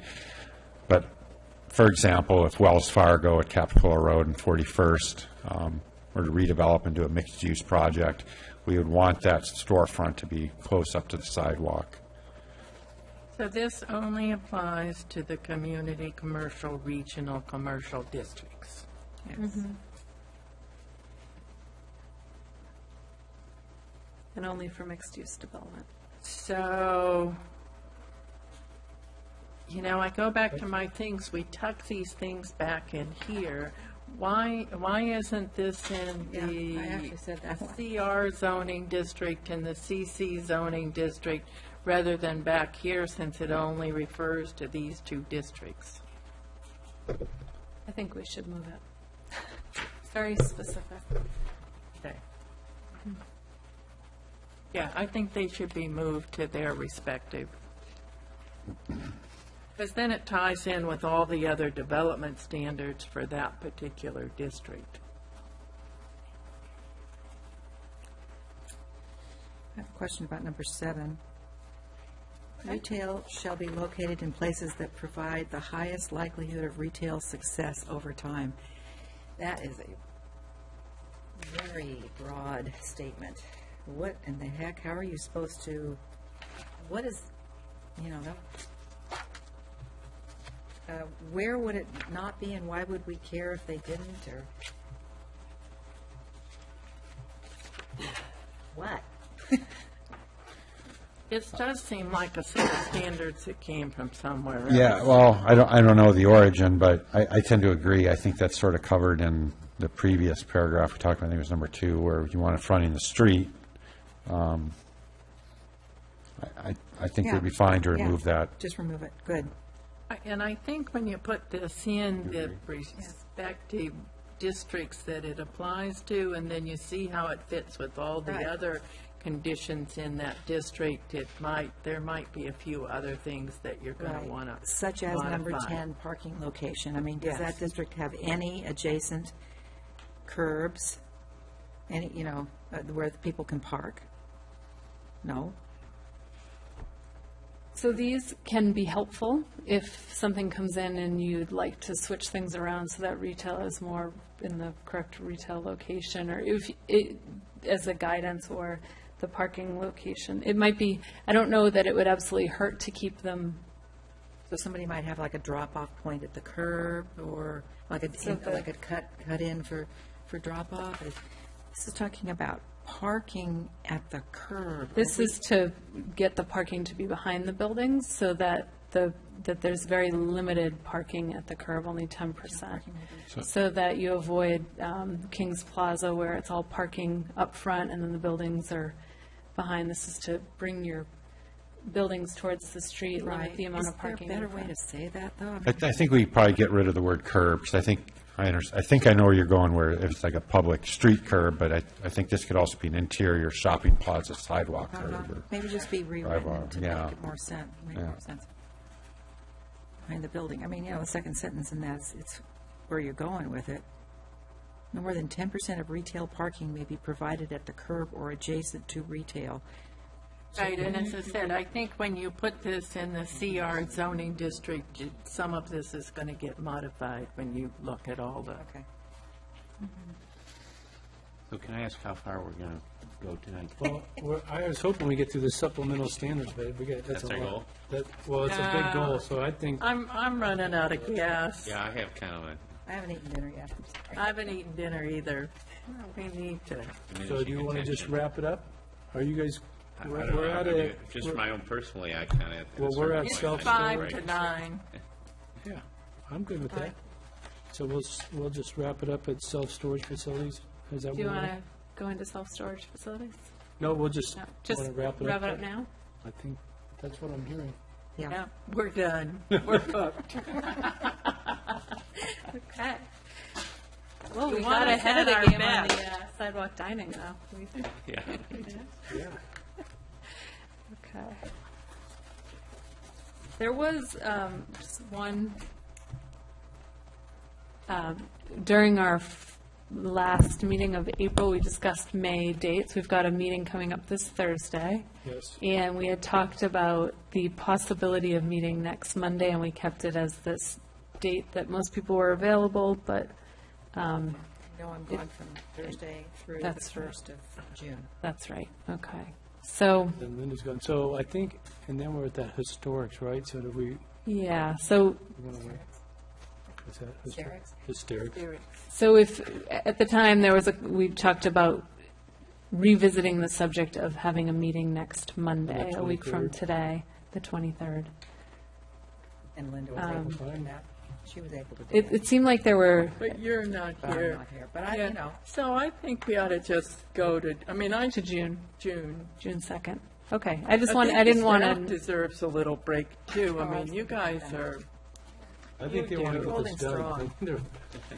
well, Okay, so we're talking about June 2nd is our next meeting? No, Thursday. no, this Oh, I'm sorry, Thursday. this Thursday, you're right. Yeah, Thursday's our Thursday. next meeting. Yes, And I'm on sorry. the June 2nd one, we're going to talk about historic at that regular meeting if we We'll don't have, have a huge we agenda. definitely have items, but we will talk about the historic because I think all planning commissioners. Okay. Commissioner Ortiz, will you be at the June 2nd Yes, meeting? I will. Okay. And I was going to try to talk to you prior to that, so hopefully I'll get a chance Great. to see you in the next couple of days. Okay, And the 19th is 6 o'clock? 6 PM start, yes. 19th at 6. 19th. So we will continue the, motion to continue this to Thursday at 6 PM? 6 o'clock. And you're gone and Linda's gone, right? No, Linda will be back. Oh, so it'll be 4, so, okay, good. Okay. And may I ask, was there any technical glitches this week? I didn't hear. I Of did any fine, kind. but then I'm special. Anybody second that motion? Second. I'll to second it. continue? All those in favor? Aye. 6 o'clock Thursday, the 19th. Thank you. Thank you.